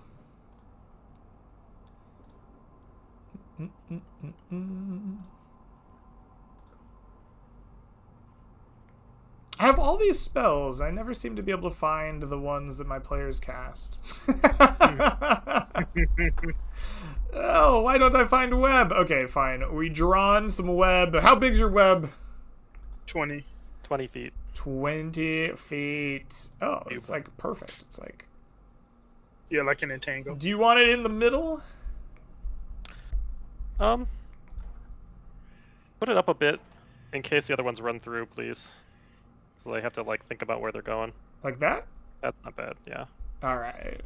Alright, you cast your web spell, spraying sticky goo all over these people.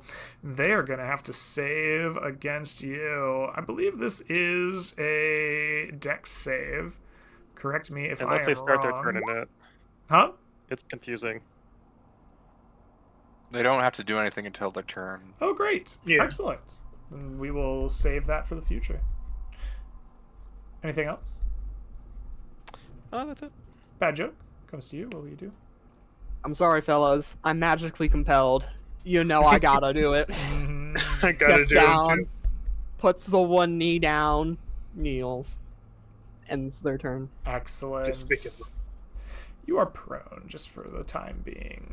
Which Yes. might not matter, but we'll think about it. All right. I like this one. Nope, I don't like that one. Dagnab, I'm sorry. I'm playing with stupid icons. What are you doing? I am doing. Let's see here. You know what? I am going to pull out my pie flinger, and I'm gonna load a big old cream pie and just fling it at the maiden on the left over here. All right, so you do. A pie comes streaking across the sky. It strikes true. All right, and this will do 6, and I'm even using my bonus action to do the Kensei's shot, which does another D4 damage. Excellent. 8 damage. For 8 damage, your pie is flung with such expertise. The Kensei way is one of mastery, and so you have mastered the art of cream pie attacks. This creature will take 8 points of damage. Alright, and then I am going to fall back a little. Okay, and then you fall back, retreating to the steps below. Excellent.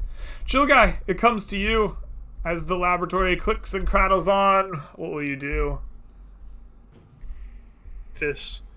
I guess I'll expend a second level spell slot to bless everybody, so everybody gets the D4 on attack rolls and saving throws. I don't know what those guys do. I don't like the look of those guys. They got like javelins on their back or something like that. So. Yeah, I would suggest backing up from them as much as possible. Google. I don't know why you ran for it. I guess you did it for the web, but you know, you played yourself. So I'm going. I'm going to follow suit. I'm gonna. Yeah, let's go. Where am I? Where's this? There we go. That's nice. All right, you tuck yourself in the corner. All right, that's it for me. That is it for you. With that, our Deimos Megan will go, and they whir to life and march forward. 5, 10, 15, 20. Can they march through this? I'm going to say no. That is 25. I'm going to say that's in the web. Let's DC 11 dex save that, yeah? 15. DC 15. Yes, perfect. They are Deimos Megan. That is a fail! They're going to be stuck there. Restrained. Excellent. We'll just call that what it is. Get goomed. Nice. This guy's going to go 5, 10, 15, 20. I'm going to call that in the web. We're going to do the same thing. God, I wish I had Fireball. That is a success! I think that means that it can move through it, but it is going to be like 1 square of difficult terrain. So we're going to call that 35 as it dashes. 40, 45, 50, 55, 60. It cannot reach anybody fun. And that will be the end of their turn. It is the Hypnos Megan who start their turn in the web. I think they must make a dexterity saving throw to start their turn. Which they will. Yeah, it looks like one failed with the 11, or did you want to re-roll that? Oh, I'm gonna re-roll it now, I think, because I'm that kind of guy. Nice. Give him a fighting chance. Oh, we got a crit and a 20 for them. They are not restrained by the web, and they are gonna march their way forward. 5, 10, 15, 20, 25, 30. 5, 10, 15, 20, 25, 30. Actually, we're going to back that up 15 because, or 10, because there was 2 squares of difficult terrain there. And then they're going to roll to see if they get their 6 suggestion back. They're going to say goob yourself. Make you One yourself. does. The first one is going to, point its... Oh, it's gonna point at none other than Chill Guy. It is gonna look at you and do whisper, "Come." It wants you to return to it, to come forward. Go ahead. I can't cast a web. Go ahead and roll me a DC 12 Wisdom saving throw. I'm going to guess that this is command. No much magic resistance will work for this as well. Yeah, for sure. Yeah, you'll get advantage. That's fine. So that is a success. You resist it. Excellent. That is unfortunate. How close is everyone? Are you within 60 feet? No. You are. I am. You are not. You are not. You are. You are. not. Okay, so we have 2 attacks. We have 2 people in range. We're going to have a Starlight Lash on the 2 of you. Starlight Lash, the Maid's eyes grow silver as it targets one creature you can see within 60 feet. The target must succeed on a DC 12 dexterity saving throw or take 2d10 radiant damage. Chooky Goobler, I'm going to need you to make me a DC 12 dex saving throw against the Starlight Lash, which rolled a 5 and a 2. Not the best damage. That is a failure. Please take 7 radiant damage. Mr. Bad Joke, you are prone. I would like you to roll at disadvantage while you are subject to a lash for potentially 13. I pass taking none. Oh, unfortunate. All right, with that, Unfortunate. Mr. Goobler, it comes to you. All right. I think I've maybe bit off more than I could chew here. So I will run back. 5. I might even go back, like, behind the wall, the door, if that's possible. If you'd like to leave the fight, you can leave the fight, yeah. I won't leave the fight. I'll just go all the way back here and Okay, see what happens. sounds good. Bad Joke, comes to you. You are prone. You did do a dive roll or something out of the way of some fire, and you see your party member retreating behind you. What do you do? Hey, Dagnab, if I slow them, are you gonna go punch them? Yes or no? Yeah. All right. Stands up. We'll look at 60 feet. I'm gonna use my unsettling words to say you are just a construct, no, a statue. All right, I will unsettling words the wounded one. Okay. So minus 1d8, and oh, what do you know? They're all within a 20 feet area. As They I'm going to sure cast are. a 40-foot cube of slow on all of them. All right, let's make some saves. DC 15 wisdom. So we have an 11 and a 9. Both of these guys that are mage-like are going to be slow. We're going to give them They have little magic resistance? webbies. Do they have magic resistance? They do have magic resistance. Okay, only one of them is slowed so far. The next one gets to save. Haha. I like fair fights. This one does save. He's chilling. The Demos Megan also have magic resistance. Let's fucking go. These guys are cool. There's a 14. That's gonna be a fail on the guy in the web. Fail. And this guy here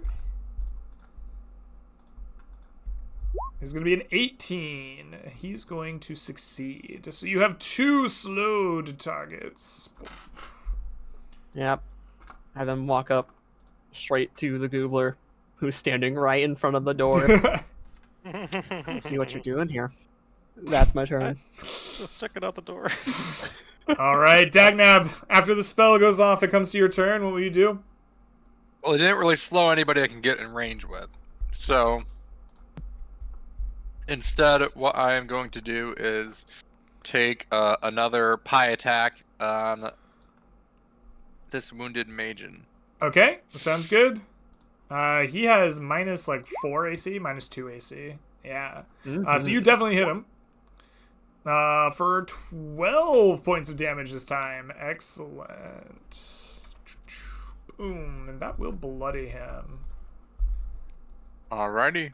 And that is my turn. Oh, I'm gonna move back 1. Okay, the party retreat continues.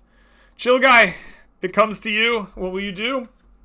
Jeez Louise, guys. What's going on here? Hold on. This is tomfoolery. This is general haberdashery if I've ever seen it before. It is.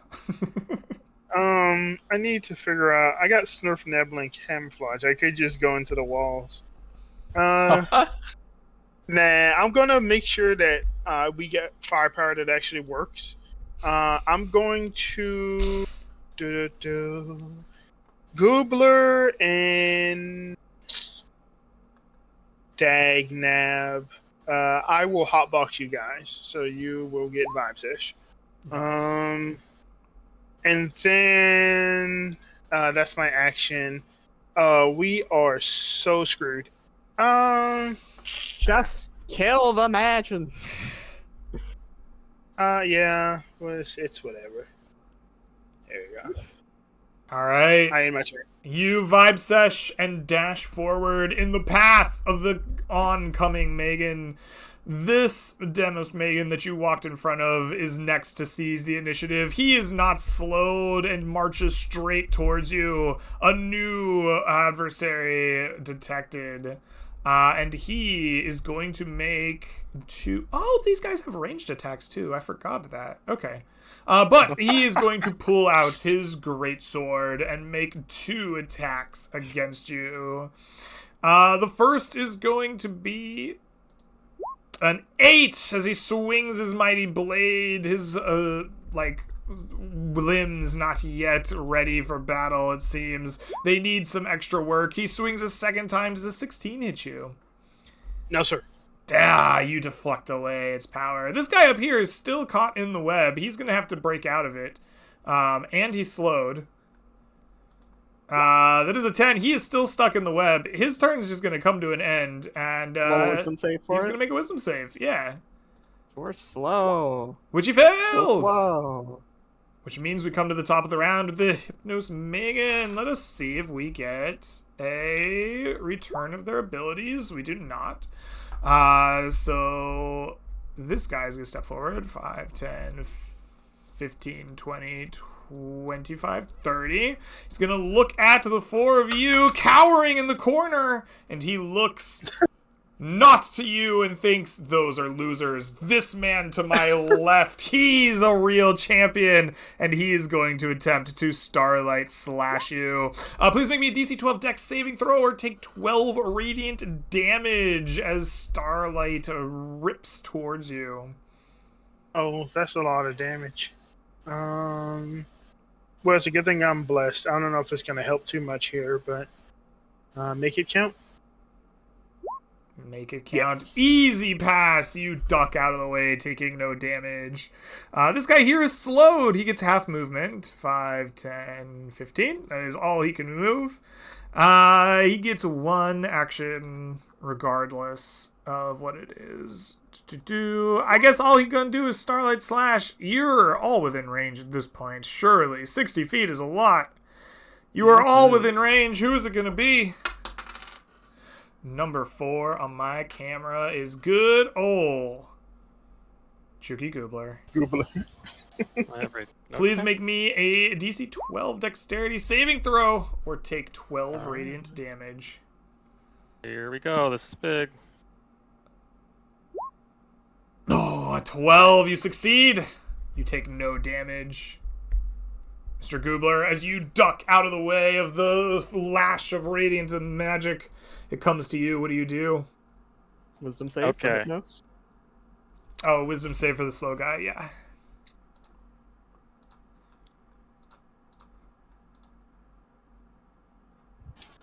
I don't know if that rolled or not.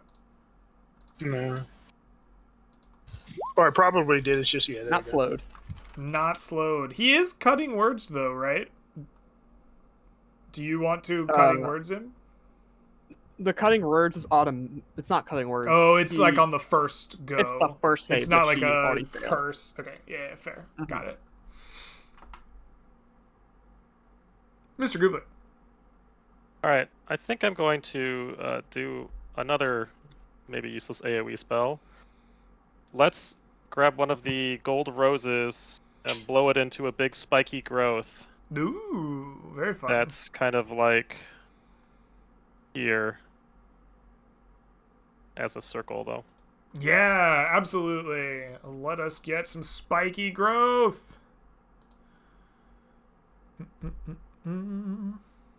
I think it's 40-foot diameter for spike growth.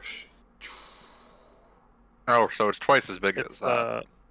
Yeah, 20-foot radius. So yeah, you're right. Like my slow.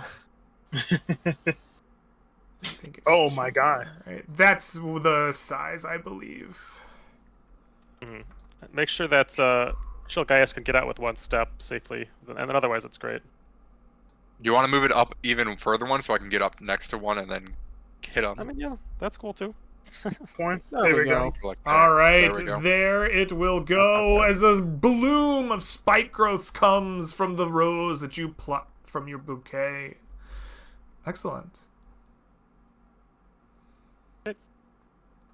All right. Bad joke, it comes to you. As the rose blooms to thorns, what will you do? Moves to the east a bit. Looks towards the wounded one that's still alive somehow. Being blue does not make you a part of the Blue Man Group. I cast Cutting Words into Dissonant Whispers. That was a good one. Walter approves of your poor joke. I'm a fan of shitty ones. Alright, roll that saving throw. I will roll the upcasted damage for 19 psychic. It has advantage He's gonna because it's, fail, taking 19 psychic damage and instantly exploding. This creature's fiery end comes, its body disintegrating in a harmless burst of fire and smoke, leaving behind chunks of melting quicksilver. magic resistance. It does have magic resistance. Fuck yeah. It has a minus D8 though. It's gonna fail no So matter what. Oh. Alright, it's dead. Alright. Dagnav, comes to your turn. What will you do? All right, the strategy worked, guys. Okay, let's go up, and I'm gonna smash a big ol' rolling pin over this guy's head. Alright. You strike true, your rolling pin bonking him squarely on his bald Blue Man Group head. So that I'm actually just gonna break that for max damage. Okay. So that will do 13. Plus Kensei? Oh, no, that's Kensei no, shot. sorry. That's not it. Okay, just 13. Excellent. Which will bring us here. You smash him true. He reels back ever so slightly. And then I'm gonna spend a key point to do 2 unarmed attacks. Both of those will hit. For 13 more. Excellent. You bloody him, but he does not fall. And that's my turn. Chill guy, it comes to you. What will you do? Very disrespectful to the one in front of me. I brush him off and I pull my piece out. I'm gonna shoot this guy. All right. Your peace pipe comes out. It twirls.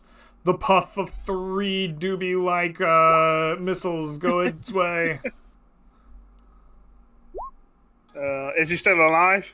3, 5 is 8. No, he is exactly dead. You see his body erupt in a harmless flame. Chunks of melting quicksilver remain. And I'm gonna pistol whip the one in front of me for 2 points of force damage. For 2 points of force damage. Excellent. And then I realized how ineffective I was that round and in my turn. All right, with that, our Demos Megan will go. This one is in the spike growth, but he's just got a homie right in front of him. He's trying to take down. He's going to take 2 great sword attacks at you, Mr. Chill Guy. With an 8, once again. Oof. Deja vu. As he swings a second time with a 13. He misses twice. The guy up top, still restrained by the web, still slowed, is going to attempt to escape the web. Unsuccessfully. His turn is going to end. And he's going to save against slow here. Successfully! Alright, he's no longer slowed, but he is still in the web. Hypnos and Megan are dead. Let's take them out of the order. Trooper Goobler comes back to you. Alright, let me go ahead and fire off some magic missiles at Chill Guy's Megan. Hey, chill guy. Oh, okay. Try to help you, man. Betrayed. Duck, get down. Did the other one not take an attack at It did. this guy didn't get a turn? He swung twice and missed twice. Oh, okay. Sorry, I missed that. Yeah, no Why are you worries. trying to get me, man? Why are you trying to get me? You ain't the DM. Chill out, man. Your magic missile strike true for 10 total damage. No, for 12. What am I doing here? 11, right? 3 and 5 and 3 is 11 total damage. Ooh. Nope. That's a bit too much. There we go. Ah. All right. Bad joke comes back to you. What will you do? Dissonant whispers. Dissonant whispers. So make Turn a- off. Let me write down this XP value, and then I can close this stupid sheet. 4. Was it delete system 32? All right, and then wisdom saving throw advantage. 14 is a fail. He takes 9 points of psychic damage. That is here. He does have to spend his reaction to immediately move away from you. Correct? Let's paste it in chat. Doesn't Doesn't move into immediately obviously use its dangerous reaction ground. if available to move as far as its speed allows away from you.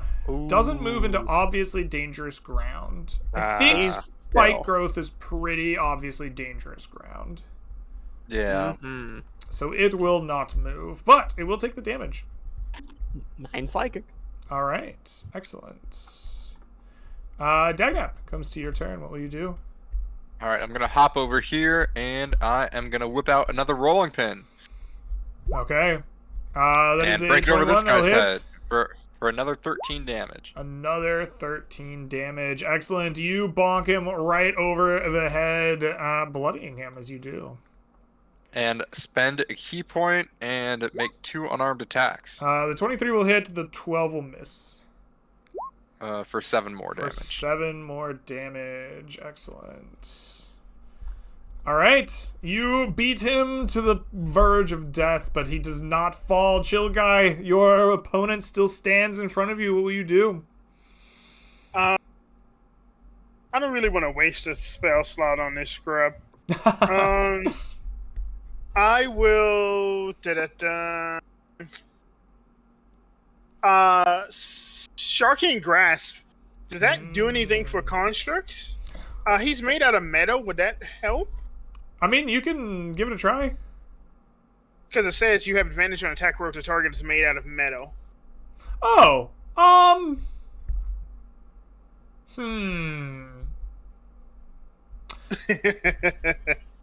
I Did don't. say they're made out of quicksilver. I don't think that I'm gonna give you. Well, it says metal. Fine. Yeah. No, these are largely made of mercury. I'll give it to you. Go ahead and roll with advantage. Cool. So that's going to That's an be 18. 19. That hits for sure. 18, sorry. And then I think it's D6 for...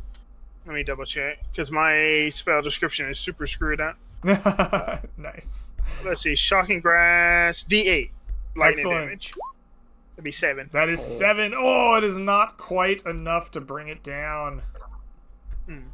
That'd be it for me. That'll be it for you. With that, it will get a turn. It is going to great sword you as best as it can. Does an 18 Time to- finally hit you? It would if I didn't shield. Oh, your magic shield, your unbelievable defensive pipe smoke comes up, blocking it, causing him to choke and stumble as he misses his second swing.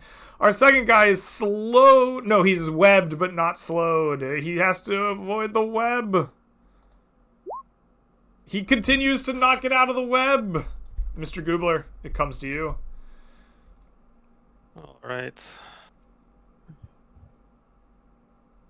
Let's just throw out a cantrip. We'll Ray of Frost's the nearest one. Excellent. Go ahead and roll a hit. That'll hit. That will kill. No amount of damage would leave him alive. Your Ray of Frost causes him to suddenly burst into flame for whatever reason, because that's what these guys do. In a shocking twist. Gotta check that. Yeah. He begins to melt in chunks of quicksilver. There is not but a single webbed fool left. He has not been able to get out of the web this entire time. Bad Bad joke. As it comes to your turn, what will you do? Goes up 60 feet. All right, not all the way up. Does some backtracking for a moment. Casts Dissonant Whispers. Make me that save. All right, he will attempt that save. Which he succeeds. Take Bang 5. on. He will take 5, indeed. Does anyone feel like they're getting heat stroke all of a sudden? Dagnab, it comes to you. What will you do? So I'm gonna do a big leap up and then glide the rest of the way over to land on this machinery. Excellent. Glide me one more square. Okay, there we go. Yeah, there you go. Now you're not in the spike growth. Brilliant. You stretch those mechanical wings to their fullest. And I'm gonna try to get one more rolling pin. The 12 does that unfortunately hit? will not hit. All right. Well, I will still spend a key point and do 2 unarmed attacks. You have advantage because the man's restrained. Oh, he actually. is restrained. on Do you want all to these roll attacks. that two-handed attack again? Oh, Crit fish. yeah. Oh, there we Oh, go. And I break it for nice. max damage. You So absolutely can. it's gonna do 21 damage. 21 damage. You smash this over the thing's head. It is immediately bloodied by your mighty blow. Then I do 6 bludgeoning damage for the unarmed attack, and Absolutely. then I get another unarmed attack hits for 6 more. All right, excellent. So that's 12 in total. We'll just take him down here. You see your bunny rabbit friend hop as high into the air as he can go, glide with his bronze wings, land, and beat the shit out of this restrained guy in the web to the point that he's almost dead, but not quite. Chill guy, you stare at this in awe. What do you do? I'm lighting up a cigarette with the tip of the new wand I just got.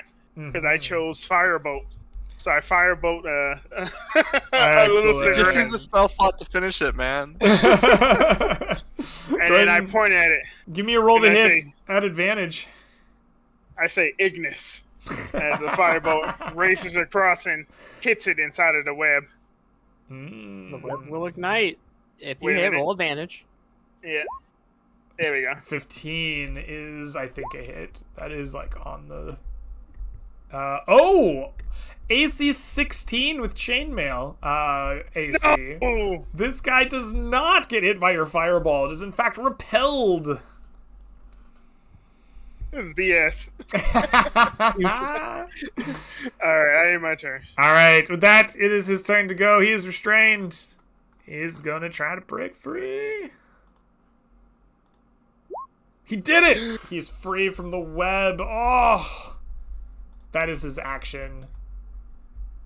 He's gonna try to move out of the spike growth and away here. Go ahead and give me 1 square of spike growth damage from your bouquet. I don't think he can die from that. Like 2d4 or 1? Yeah. 2d4. Yeah. 2d4. I am dying, Will Robertson.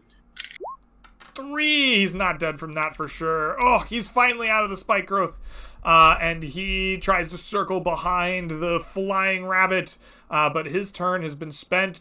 Mr. Goobler, comes to you as you see him try to finally break free from your web. What do you do? Alright. Let's hit him with a sniper shot here. Okay, we'll just magic missile so I get the killing blow here. Heck yes. Magic missile him. Your target is 10.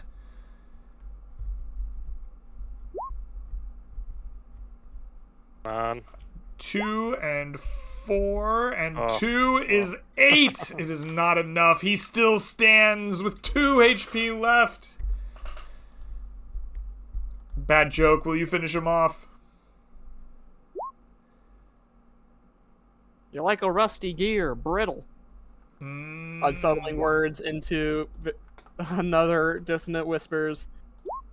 It is guaranteed to die. He is super dead. Yes, the creature explodes. He heard you talk shit about him being a rusty gear and he just explodes. He turns into melting chunks of mercury and quicksilver.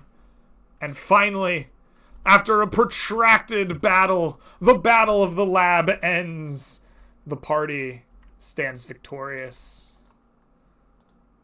Are there wings in Congratulations. here, Greg? Are there wings? Are there wings in here? Unfortunately, there are not wings. You may No. take a look around, however, and find some stuff. Let me write down some XP numbers so I don't forget your running total. Okay. You, as the battle ends, you take a look around the laboratory. Investigating the laboratory, you are going to find that there is about 100 gold worth of valuable materials, tools, and other mundane loot from like a broken ancient laboratory, right? That was clearly doing some kind of magic. In terms of like functioning tools, there are few, but there are enough that you could probably find a single like tool of your choice should you desire it, along with 100 gold worth of valuable just like stuff and salvage that you can bring back. Amongst the unbroken portions of shelves and other experiments, you can find 3 potions of various affinities. One seems to be as bright as the like golden hue of the Tellus leaf in an open field, one dirty and brown looking, and one as if it were bottled from the ocean. Obviously, the biggest thing is this big hulking machine. There's a still running, clinking, clacking machine that is filling up the empty husks of these Megan with this like quicksilver, pumping it into their bodies and running. And finally, among the laboratory's many experiments tossed here and about, you will find a partially completed enchantment that has been left incomplete for some time upon a table in the room. The framework in place, but unfinished, as if left in the middle of something.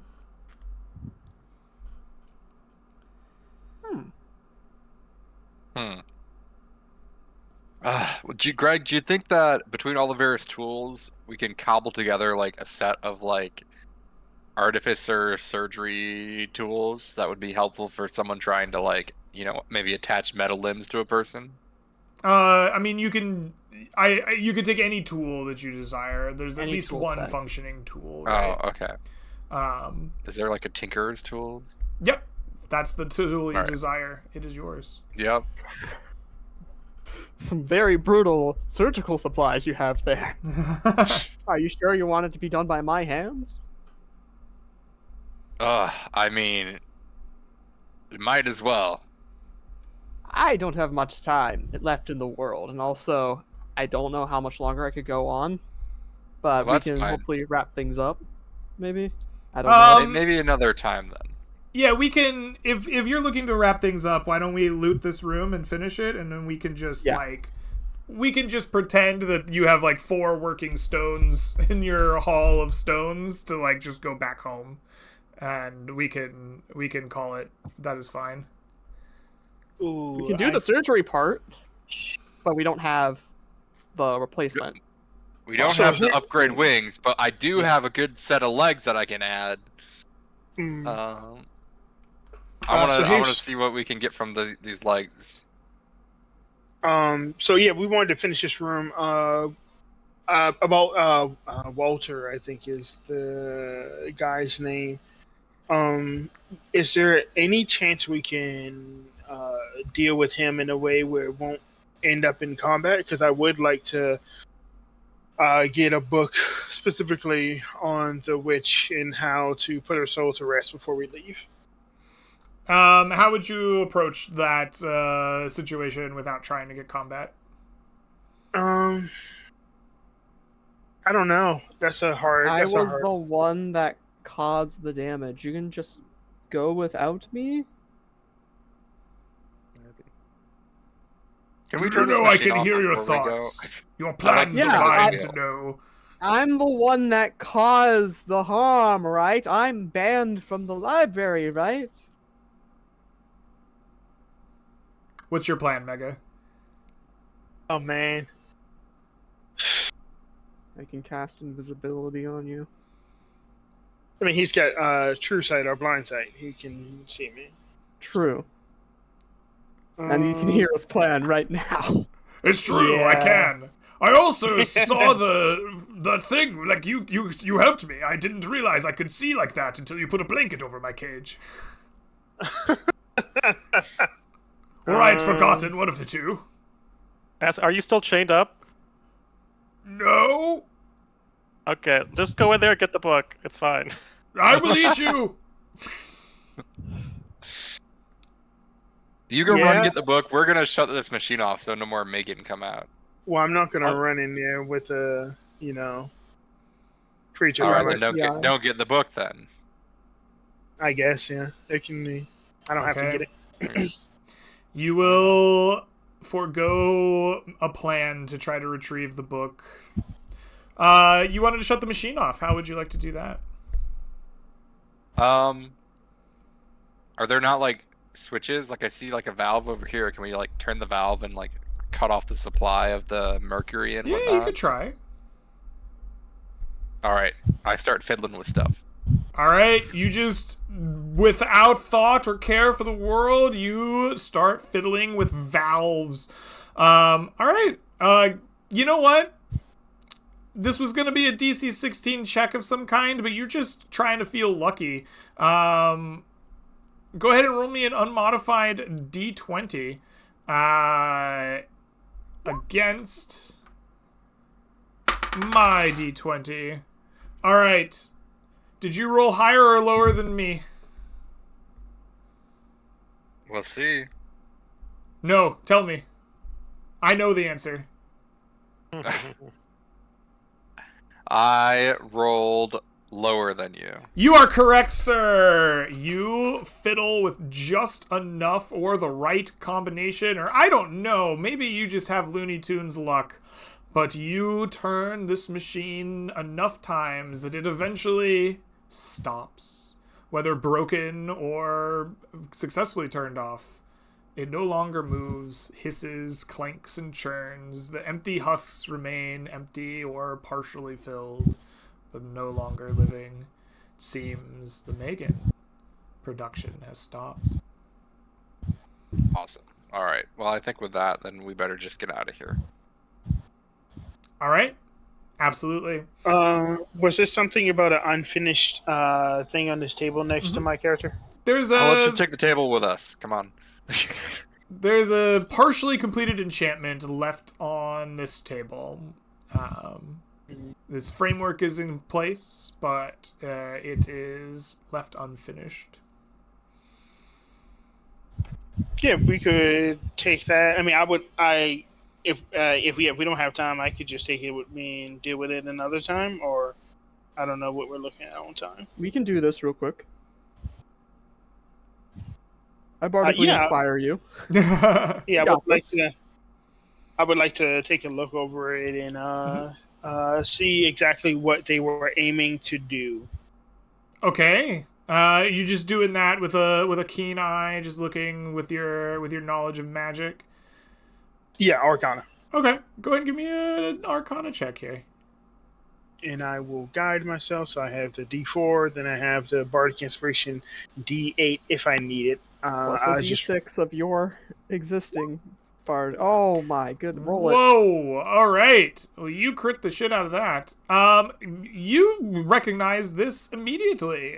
This is an enchanting table. The framework here is meant to place an enchantment on an item. It is the skeleton of this is perfectly in place. All that remains is to give the enchanting table power to fuel the spell and an object to focus it on.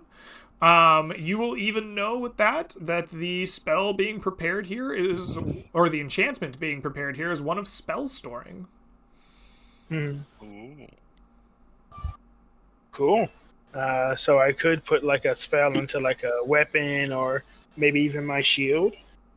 some item I have. Yeah, you would need an I just- object that fits on a table to place at the center of Yeah. it, and the ability to power the framework to enchant it. Power, are we talking just expending spell slots, or do we need like the core of a Megan, like that sort of stuff? I'm purposefully vague that you can fill in how you would like to power it in your like kind of creative problem solving. So I don't know, would you Sure. like to channel your own magic through like spell slots and imbue it with that? Do you want to try to find the core of a Megan?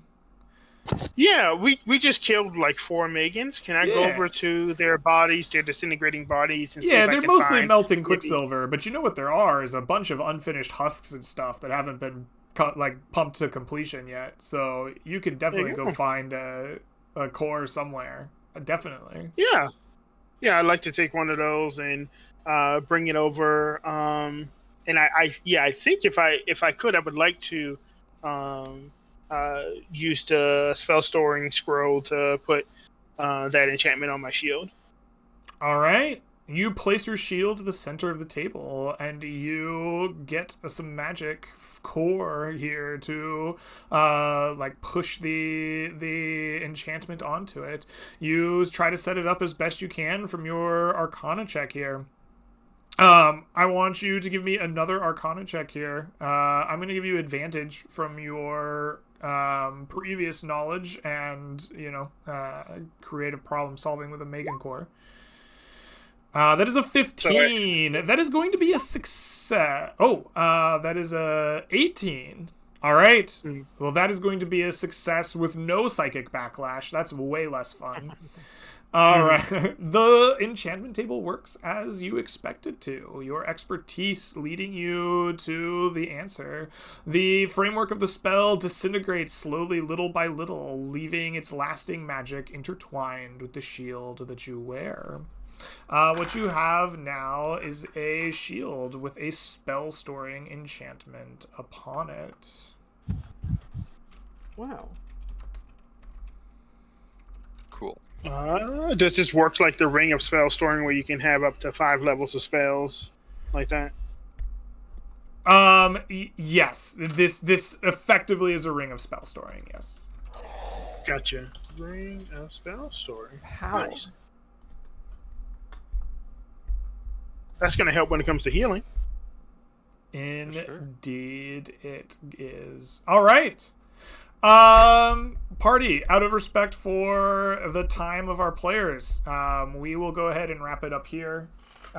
We will go ahead and say that you are able to leave back out the way you came, traverse the many lands back across the mist here, and make your way to Ansham. Congratulations, party. You have successfully made it back from a 2-week, I guess, long session out here. A double dipper. You fought a lot of things. I hope you found some cool and interesting things along the way. Party, as I add up your abundant amount of golden experience and then we hand out some loot, go ahead and take some time to shout yourselves out. Tell people what you got going on the internet or elsewhere, or just give your characters a little epilogue to your long trek. Mega, take us away. Chill guy, for the most part, is probably feeling melancholy on the way back, just because his main mission going there was to get that book about the witch, and he left with a really cool shield, but now he has to answer the question of what to do about Blondie. That's going to be because the putting the witch's soul to rest was the easy option. Now we're looking into, are we going to run it down mid trying to free Blondie? And then now we got 4 more people in cages, and there's only 4 cages, so it's going to be double up, So on the walk back, he's like thinking like, I have no idea what I'm going to do next. So he's feeling conflicted. Mm-hmm. But yeah, this was a ton of fun. I appreciate you guys, and always, I appreciate you running this for us, Greg. This was a great way to spend my Saturday afternoon. Excellent. I am glad that you liked it. King Oko, you got anything for us? Nothing too much. I think Dagnab is excited that he has gotten closer to fixing his wings, but disappointed that he hasn't found the perfect solution just yet. And outside of the game, I'm not really up to anything too much, but hey, I'm around. All right. Palace, you got anything for us? Hi, I'm Palace. I play the bad joke bard that does crazy shit. And I'm glad I'm slowly progressing the storyline of finding this mystical, magical hammer. And now we have a lead somewhat of hopefully the next location or place in mind, whatever Seven Crowns is. But outside of that, in regards to other places you can find me, I don't know, it seems like I might be going on a voyage or someplace. Check out the Regal Goblins Discord. I think a new campaign is coming up. I don't know when exactly, but it's happening. Awesome. And you all can see me here as well. Very cool. I'm looking forward to Voyage. That should be a fun campaign. Good luck. Last but not least, though, Wimpy Ranger, you got anything for us? Not too much. Just hope to be back here again and covering more mysteries soon. Excellent. Me too. All right. Well, party, I would like for each of you to take home for our adventure 2,375 experience points each. 2,375. I would also like for each of you to take home 102 gold each. 102 gold. We got a bunch of stuff to hand out, so let's name them, I guess, all, and then we will roll as needed. So we have 10 comet bolts. These are a group of 10. They are bolts that you can fire from a crossbow. They do radiant damage. They also synergize well with weapons from the astronomer, such as the crossbow. They also have a potion of fire resistance. We have the Mace of Radiance, +1 race, does extra damage on crits. The Saint's Robes lets you cast Augury, give you an AC set. We have the Wand of Cantrip, gives you +1 cantrip while attuned to it using as a spell focus. We have the Cap of Eyes. They see lots of things, and also blind you in the daylight, which I think is really funny. We have the Oil of Starlight to apply to a weapon. It's essentially oil that gives you radiant damage in addition to your sword damage. We have a Potion of Inspiration. Drink it, you gain inspiration. We have a Potion of Growth, and a Potion of Aqueous Form. And I believe that is all our sick loot. Oh, and a Shield of Spell Storing, I suppose. Do we agree that the Shield of Spell Storing goes to Mega, or do we need to, like... I don't want it to go to me. I want it to go to the pool, because we have at least 3 people in this party that could use that. Then we will add the Shield of Spell Storing to the pool. All right, let's go back to the top. Comet bolts. Does anyone want them? You know why not? Extra damage is always useful, so I'll take them. All right, they are yours. Please take a group of 10 comet bolts to be fired. For you, would anyone like to claim a potion of fire resistance? Sure. All right, give me some D100s between you two. Highest will take it. Nah. All right, Dagnab, potion of fire resistance is yours. Go ahead and mark that one down. Next up, we have the Mace of Radiance. Would anyone like the Mace of Radiance? Yeah. Sounds like you're our only contender. Go ahead and mark it. It is yours. The next, we have the Saints' Robes. Would anyone like to lay claim to the Saints' Robes? I would like it. Can you remind me how the AC works, by the way? Yeah, absolutely. So the Saints' Robes allow you to cast Augury once per day, and they will set your AC to 8, plus your Wisdom modifier, plus your Intelligence modifier. Okay. I would go for those. Yeah. Sounds like no one else is all that interested in them, so they are yours. Next up, Cap of Eyes. Would anyone like to lay claim to the Cap of Eyes? Yep. Sure. All right. Give me some D100s. Highest will take it. All right, 82. Bad joke. Cap of Eyes is yours. Next up, we have the Cantrip Wand. Would anyone like to lay claim to the Cantrip Wand? I have interest in it. Okay. I guess between the two of you, give me some D100s. Will do. Extra cantrip as a bard? Ooh. Well, you haven't got anything yet, right, Bad Joe? You want to just take this? I got the cap. Wait. Oh, yeah. Now I'm rolling. Give me Yeah, this. we're Hand it rolling over. There you go. All right, Chill Guy, the wand is yours. Next up, we have the Oil of Starlight. Would anyone like the Oil of Starlight? And what does that do? Did we figure it out? The Oil of Starlight can be used to coat one weapon, or armor, which is interesting, in flame-like radiance. It lasts for 1 minute. Weapons gain 1d6 radiant damage on hit. Armor gains resistant to radiant damage and 1d8 temp HP.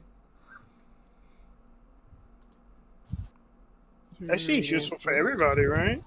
Yeah, I'm rolling. Yep. Yeah, I'll report you. All right. All right. Well, let's see some D100s then. The highest to take it. 99. I'll take that starlight. Wow.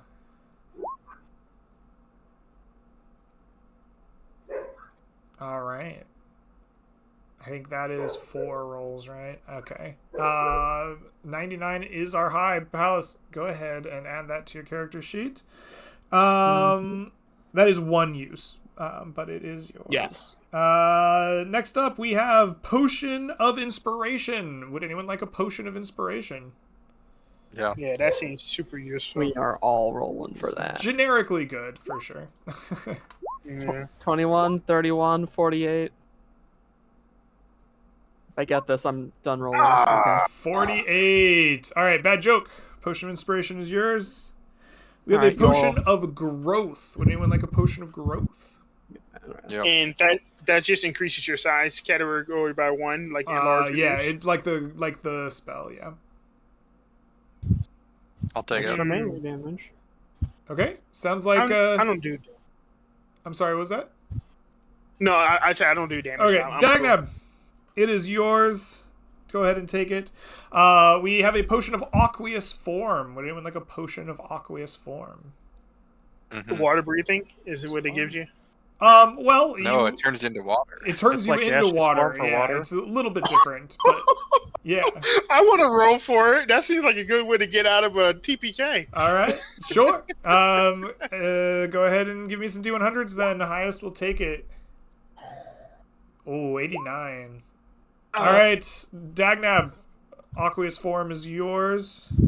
Last but not least, we have a Shield of Spell Storing. That is up for grabs. Who would like to lay claim to the Shield of Spell Storing? No, I can't Absolutely, use really. I'm it. not using a shield, I don't think. You're the only one that can use a shield, my friend. Wait, really? Yeah. Wait, are you guys? Are you sure? Are you? I thought I'm you a guys were slash bard. ass. I I'm thought a you monk, guys were can't slash. use shields. I'm rolling for it anyway. I got an 82. Alright. Good roll. All right, well then I'll roll for it too. Oh,